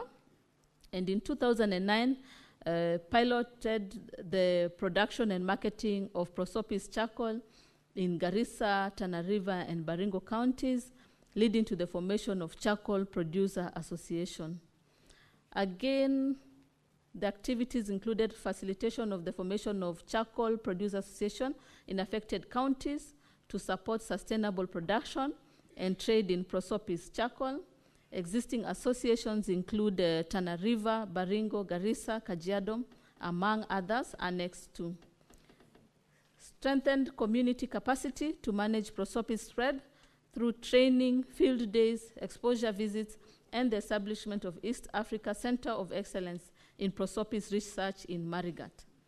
And developed value chains on Proopis utilization in sawn timber, animal feeds, and human foods, biomass, energy, construction poles, charcoal, biocar, briquettes, wood, carvings, and honey production, among others. Charcoal production is the most popular value chain, which is estimated with an estimated annual value of 54 billion. In financial year 2024 to 2025, a draft Proopis strategy was developed through a series of workshops and meetings involving the larger stakeholders, including the Ministry of Finance, Ministry of Energy, Ministry of Devolution, Office of the Attorney General, and the Ministry of Interior. And it is now in the process of being finalized by end of financial year 25-26 by the Ministry of Environment, Climate Change and Forestry in 2025. The list of activities have been annexed 3. The long-term interventions in financial year 2024-25, a draft national Proopis strategy and action plan 2025 to 2035 has been developed through a series of workshops and meetings involving the larger stakeholders, including the Ministry of Environment, Climate Change and Forestry, Ministry of Agriculture, Ministry of Finance, Ministry of Energy, Ministry of Devolution, Office of Attorney General, and the Ministry of Interior, FAO, ICRAF, Center for Agriculture and Bioscience International, that is CABI, Council of Governors, and community associations. It is now in the process of being finalized by end of financial year 25-26 by the Ministry of Environment, Climate Change and Forestry in 2025. Honorable Speaker, the Ministry has also facilitated the interim piloting of the National Proopis Strategy through the development of the County Proopis Spatial Management Plans in Baringo, Isiolo, Marsabit, and Tana River counties. The County Proopis Management Plan aims at confining the invasion from further spreading while clearing invasion around key community assets that are endangered by the invasions. These include grazing areas, irrigation schemes, roads, livestock, watering points, and areas of high conservation values. The cleared areas are restored using pasture seeds or grass, cropping where irrigation is possible, and growing multipurpose trees to prevent reinvasion of Proopis. The county Proopis management plans for other affected counties such as Turkana, Samburu, Garissa, Kilifi, Kajiado, Taita Taveta, Wajir, Mandera, among others, will be developed as soon as the national Proopis strategy is formally launched. Regarding alternative uses, Honorable Speaker, yes, the ministry reviewed the scientific assessment on the viability of Proopis juliflora for alternative uses, and the findings demonstrate a significant value in various areas. They include fuel wood, where Proopis wood is an excellent source of firewood, offering a readily available energy option. Charcoal, where Proopis charcoal has a high calorific value, ranging from 7.7 to 7.8 kilocalories, making it an efficient fuel source. The charcoal can also be processed into briquettes, providing a cleaner and more sustainable energy alternative. For commercial energy, the wood can be chipped and used for industrial steam, for electric power generation, and other heating needs. With the right technology, the species has potential for commercial exploitation for power generation. A Proopis-based power generation plant using gasification technology was established in Baringo County in 2015, but failed at the piloting stage due to the impurity of the gas produced, that is methane. The investor overlooked the technical guidance required to remove impurities associated with high levels of tannins and other chemicals in Proopis biomass. Briquettes and biocam, these two products can be produced from two processes as a byproduct of charcoal and commercial energy production, and from carbonizing the small diameter trees, twigs, and branches, where Proopis is being eradicated by mechanical means. The carbonized materials can be reconstituted into briquettes for fuel or used as biocam for soil conditioning and carbon storage. Construction materials. The strong and durable wood of Proopis can be used for various building materials, including fence posts, construction poles, and furniture. Communities can utilize Proopis wood for constructing shelters and fences. Proopis produces very nutritious pods with high contents of proteins, carbohydrates, or sugars, and minerals that can be a viable substitute for cereals as raw materials for the commercial production of livestock feeds. Proopis pods are also edible by humans and do not have any anti-nutritional attributes. Milled Proopis-based pod meal can be mixed with wheat at a proportion of 1:3 and baked to produce cakes, mandazis, and chapatis. Proopis trees are evergreen and flower twice every year. Its flowers are very rich in nectar, and the honey produced is of high quality. However, the super high levels of sugar lead to frequent crystallization of honey, thus making it appear adulterated. Ongoing or planned community projects that align with ecological restoration, Honorable Speaker. There is ongoing capacity development of registered charcoal producer association in management and sustainable utilization of Proopis tree biomass. This includes the introduction of modern charcoal making technologies to reduce gas emission and land restoration methods, among others. Through the framework of collaboration with partners, there are ongoing activities geared towards rehabilitation of degraded landscapes affected by Proopis through the rollout of the County Proopis Management Plan. The National Landscape and Ecosystem Restoration Strategy of 2023 to 2032, which underpins the 15 billion tree growing initiative, incorporates management and control of the spread of Proopis, green jobs on Proopis clearing and value addition of wood and non-wood product creation by the ILO-supported community projects which are being implemented in Turkana, Garissa, Tana River counties annexed form. The ministry and partners are also implementing other projects that are partly addressing the management of Proopis juliflora in some of the affected counties. These include the FLOCA and the KEWASIP, that is Kenya Watershed Service Improvement Project, among others. Honorable Speaker, I submit. Thank you, Madam CS. I will now allow two supplementary questions from Senator Joe Nyutu, if you do have, and thereafter, the members who requested to ask supplementary questions will be given that opportunity. Senator Newton. Thank you, Honorable Speaker. As you had communicated, these are questions that came from the Senator for Marsabit, Senator Chute.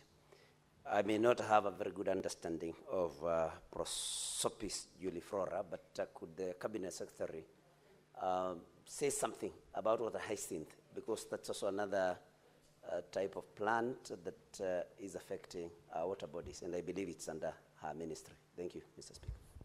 Senator Veronica Maina.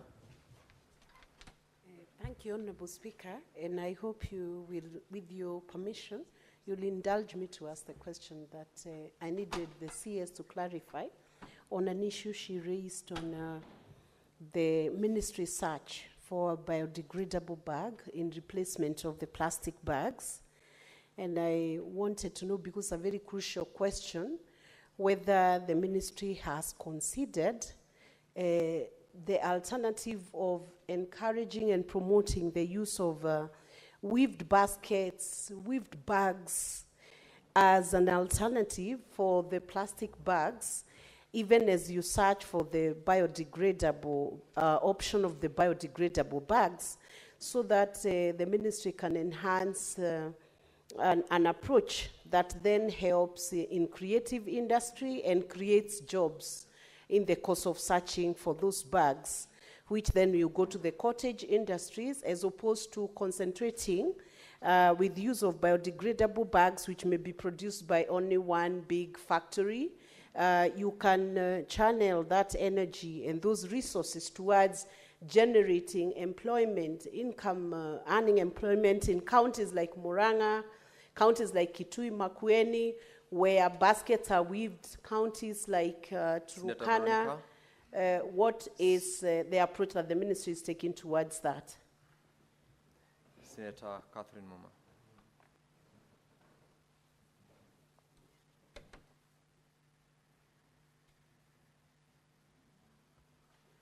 Thank you, Honorable Speaker. Honorable Speaker, I'll request you indulge me to ask two questions since the supplementary questions did not come. Honorable CS, your answer is confusing to Kenyans. On the one hand, you say that there is a strategy on management and control of Proopis juliflora, the Madenge plant, and then on the other hand, you've given a litany of the value of this plant, suggesting it is a good plant.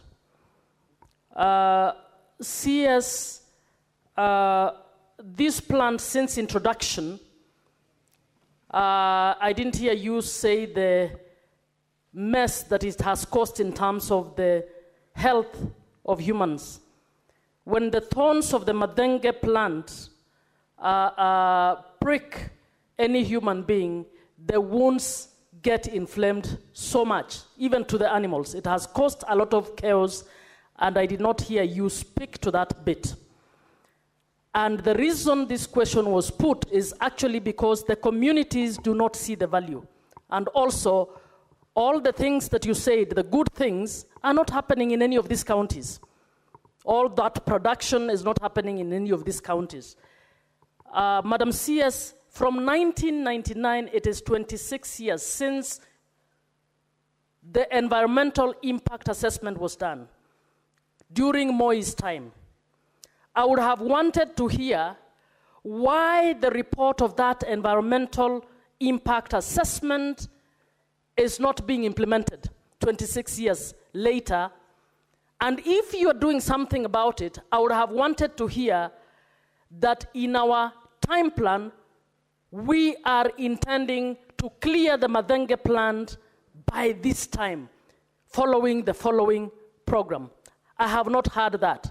Kenyans from those counties will not be clear on what exactly you're doing to actually manage, control, or eliminate the Madenge plant, which is causing chaos in those counties.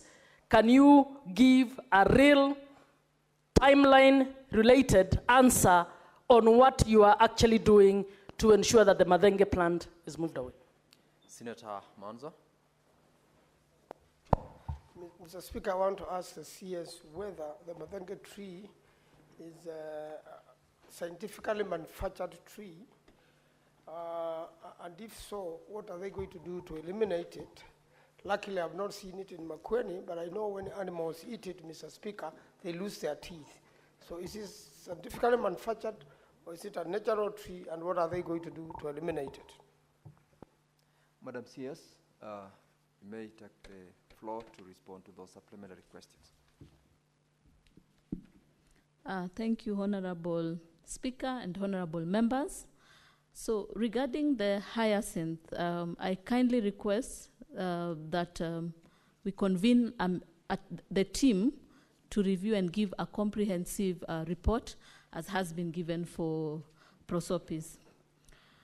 For Senator Minor, you talked about biodegradable bags, and we really appreciate your observation with regards to this.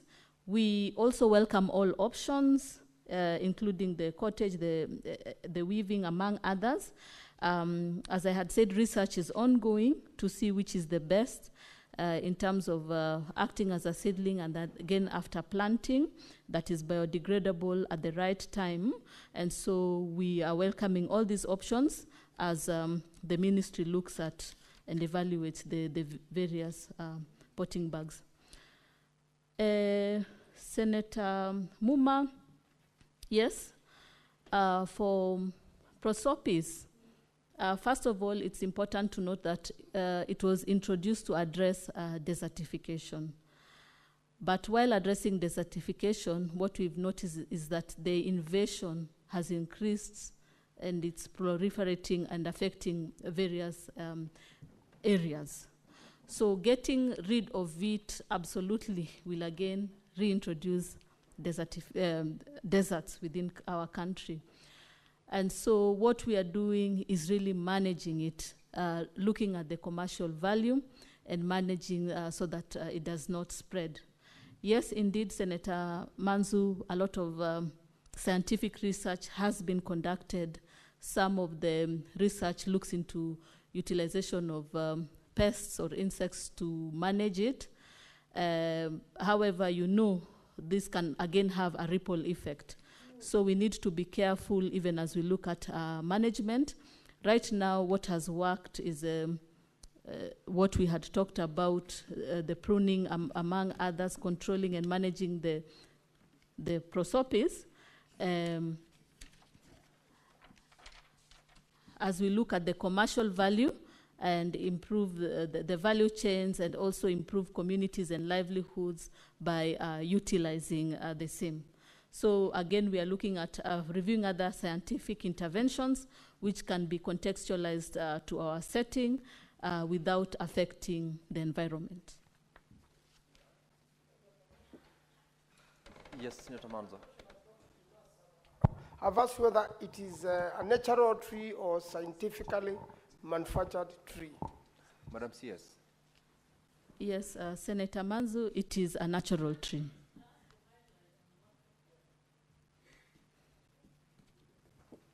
You've heard the CS responded as to the question by Senator Manzo. Do you have a specific timeline, Madam CS, on what action plans you have as a ministry in response to the question by Senator Muma? Yes, we will have that by October.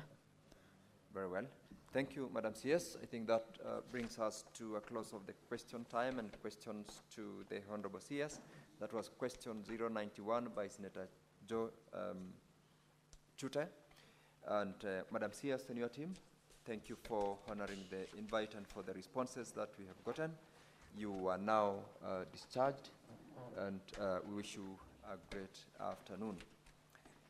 Honorable members, now with that closure on the questions, clerk.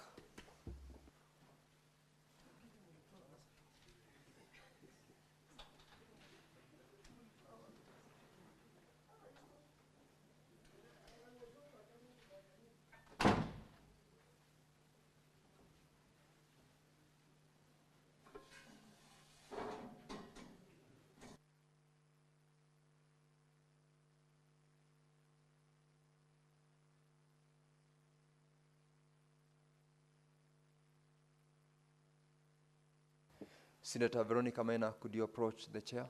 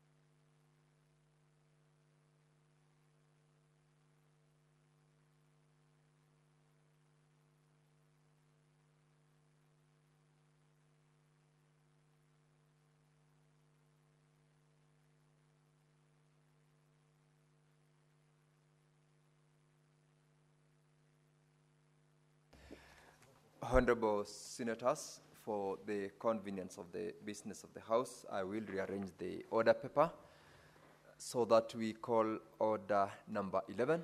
Clerk, please call out order number 11. Order number 11, motion, report of the parliamentary delegation to the 2024 Joint United Nations Interparliamentary Union parliamentary hearing held at the United Nations headquarters in New York, United States of America from 8th to 9th February 2024. Senator Veronica Maina.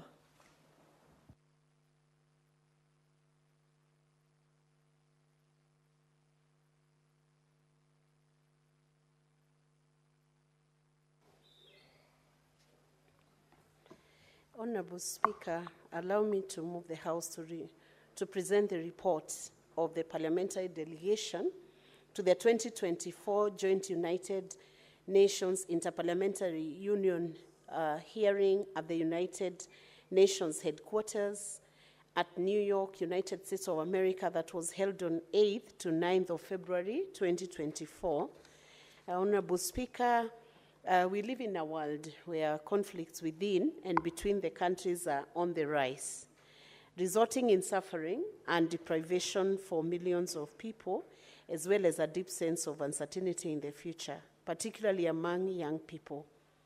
And today, we are compelled more than ever to act urgently to restore the conditions for peace, social justice, good governance, and respect for international law.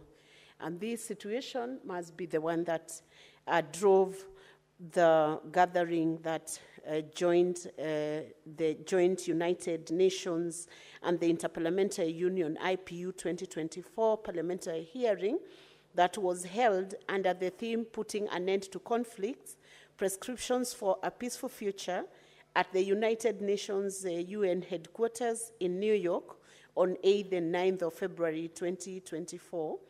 And the hearing, Honorable Speaker, called IPU member parliaments to acquaint themselves with one of the priorities for the current presidency of the UN General Assembly, peace, as well as the IPU priority focus in 2024 on international peace and security. The Kenyan delegation to this meeting comprised of the following: myself, Senator Veronica Maina, Member of Parliament and Leader of Delegation, Honorable John Makali, Member of Parliament, and Honorable Anne Muratha, Member of Parliament from the National Assembly. The hearing sought to bring parliamentarians up to speed with one of the key components of the Pact for the Future, the expected outcome document of September 2024 UN Summit of the Future. This hearing was inspired by the resolution rethinking and reframing the approach to peace processes with a view to fostering lasting peace, adopted by the 144th IPU Assembly in March 2022, as well as the follow-up to the United Nations, our common agenda report, including one of the UN Secretary General's policy briefs on the proposal for the new agenda for peace.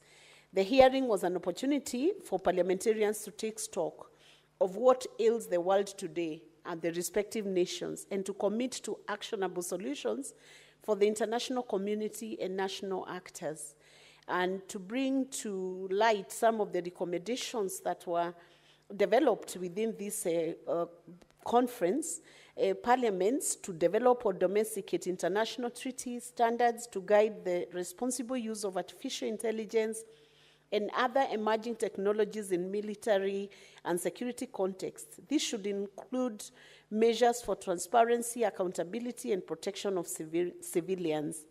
Parliamentarians also to advocate that a significant portion of climate finance reaches the most vulnerable countries and communities, while integrating climate security into international peace and security agenda to address the root causes of climate-related conflicts, and also parliamentarians to advocate for their countries to establish concrete measures such as reserved seats and transparent selection criteria to ensure the meaningful participation of women and youth in peace negotiations, and additionally to support civil society organizations, particularly those advocating for women and youth rights, with adequate funds and resources, and also to encourage parliaments to leverage their diplomatic channels to build trust and facilitate dialogue in conflict regions, foster regular engagement with international parliamentary organizations, and support initiatives that promote peace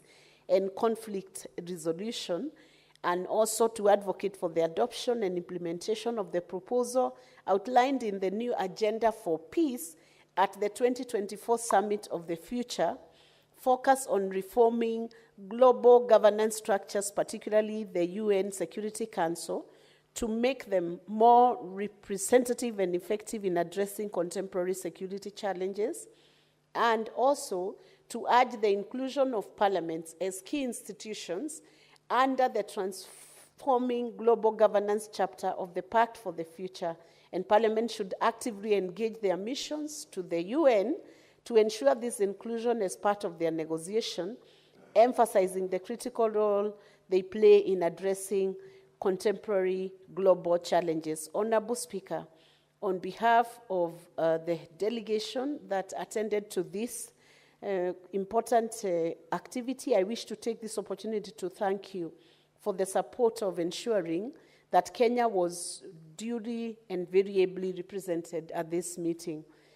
Honorable Speaker, Article 7 of the IPU statutes mandates members of the IPU to submit the resolutions of the IPU within their respective parliament in the most appropriate form to communicate them to the government, to stimulate their implementation, and to inform the IPU Secretariat as often and fully as possible, particularly in its annual reports of the steps taken and results obtained. Now, in accordance with Article 7 of the Statutes of the IPU, it's my pleasure and very humble duty to submit this report highlighting the full discussions of the joint United Nations, UN, and the Interparliamentary Union IPU 2024 parliamentary hearing to Parliament for noting and for taking the necessary action. Let me also take this opportunity, Honorable Speaker, to commend the then Ambassador, Ambassador Kiboino, who received the Kenyan delegation very well, and he was at advanced stages of negotiating the country's position on the new agenda for peace, and to say that he welcomed the delegation very well and was able to brief and support the delegation throughout the process that we had, Honorable Speaker.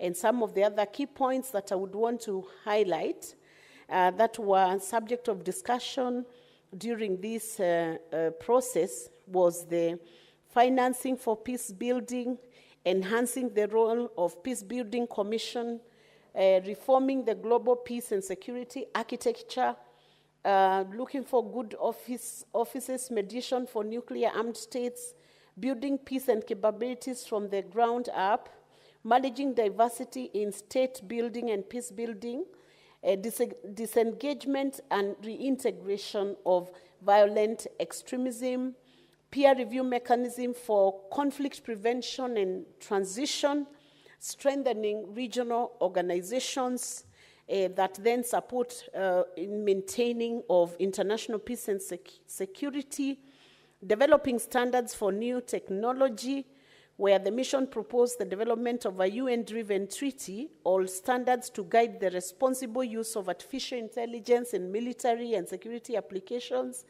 and this would ensure transparency, accountability, and protection of civilian, effective implementation of disarmament instruments. The mission urged the implementation of existing disarmament treaties and obligations to achieve the total elimination of nuclear weapons.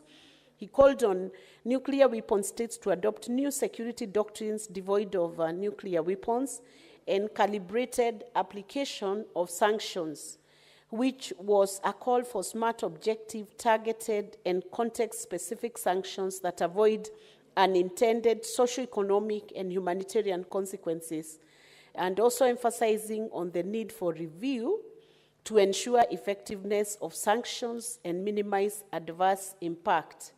Honorable Speaker, to consider the future of peace and security, the good intentions of implementing such a report are very critical for Parliament, and it's my very humble duty and pleasure, Honorable Speaker, to present this report, submit it. It will be available for the members for its full content and application of the full text.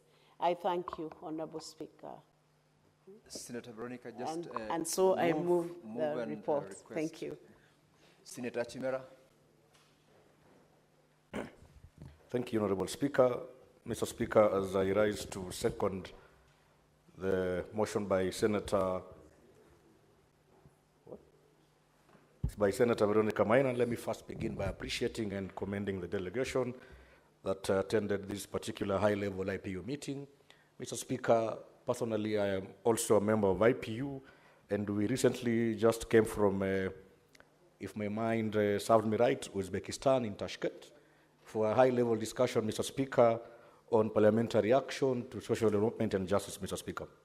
Mr. Speaker, if you notice the conversations that IPU undertakes, Mr. Speaker, these are fairly high-level conversations. They are thematic areas that as leaders, as politicians, as individuals, we are not able to individually legislate upon. And it's incumbent that when we attend this session, Mr. Speaker, it's not just for the idea of traveling out of the country, Mr. Speaker, but to go discuss and get much more detailed information on very many other areas in terms of the topical agenda and setting global peace and security as part of our agenda in the country, Mr. Speaker. Let me really applaud the delegation from Kenya for a job well done. And I know the report has serious contents. I want to take this chance to appeal to my colleague senators to take a minute and read that particular report.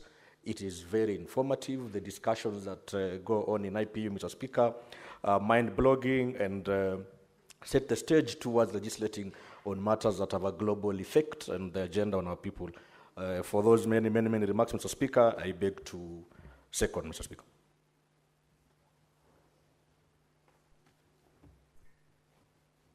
Honorable Senators, I now propose the question that the Senate notes the report of the parliamentary delegation to the 2024 Joint United Nations Inter-Parliamentary Union parliamentary hearing held at the United Nations headquarters in New York, United States of America on 8th to 9th February 2024, laid on the table of the Senate on Tuesday, 17th of September 2024.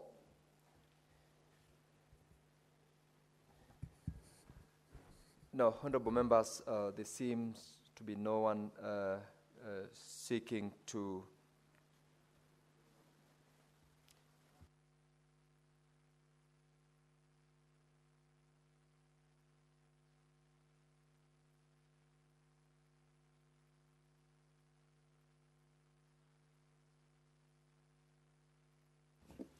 Honorable members, I've noted that there are no members who are contributing.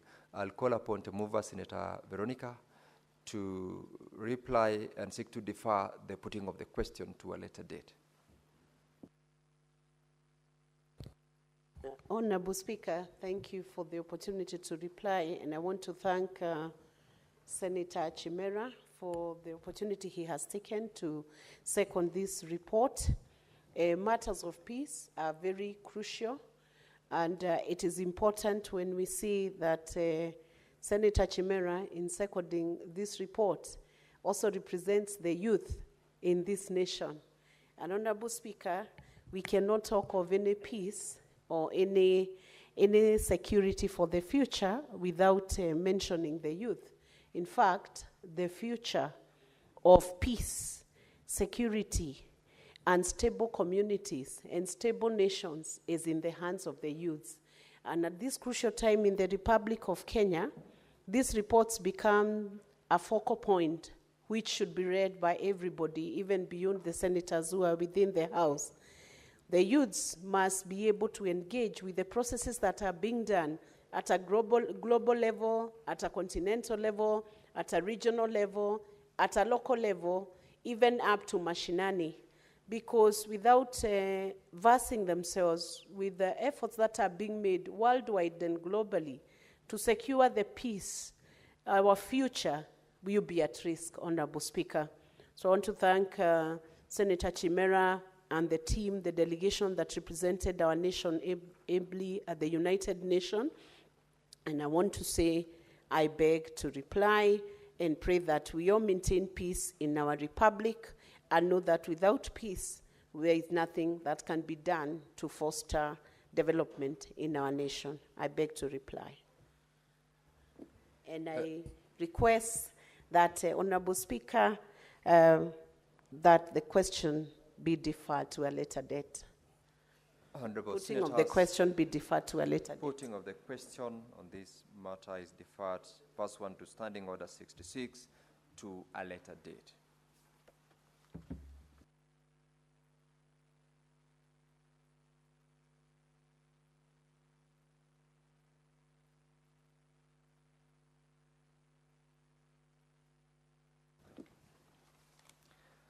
Honorable Senators, order number 8, Senator Mandago, who is the chairperson of Health. This is report on the Standing Committee on Health. He is not in the House. That motion is deferred. Order number 9, similarly, the chairperson Standing Committee on Health is also absent. That motion is deferred. Order number 10, the chairperson liaison committee is also absent. That motion is deferred. Order number 12, the chairperson parliamentarians dialogue at the parliamentary climate caucus is also absent. That motion is deferred. Order number 13, Senator Catherine Muma is not present in the House. That motion is equally deferred. And lastly, order number 14, motion on the 67th Commonwealth Parliamentary Association. Senator Jackson Mandago, who was the mover, is also absent. That order is equally deferred. We now may rise. Now, Honorable Senators, there being no other business on the order paper, the Senate stands adjourned until later today, Wednesday, 23rd of July, 2025, at 2:30 p.m.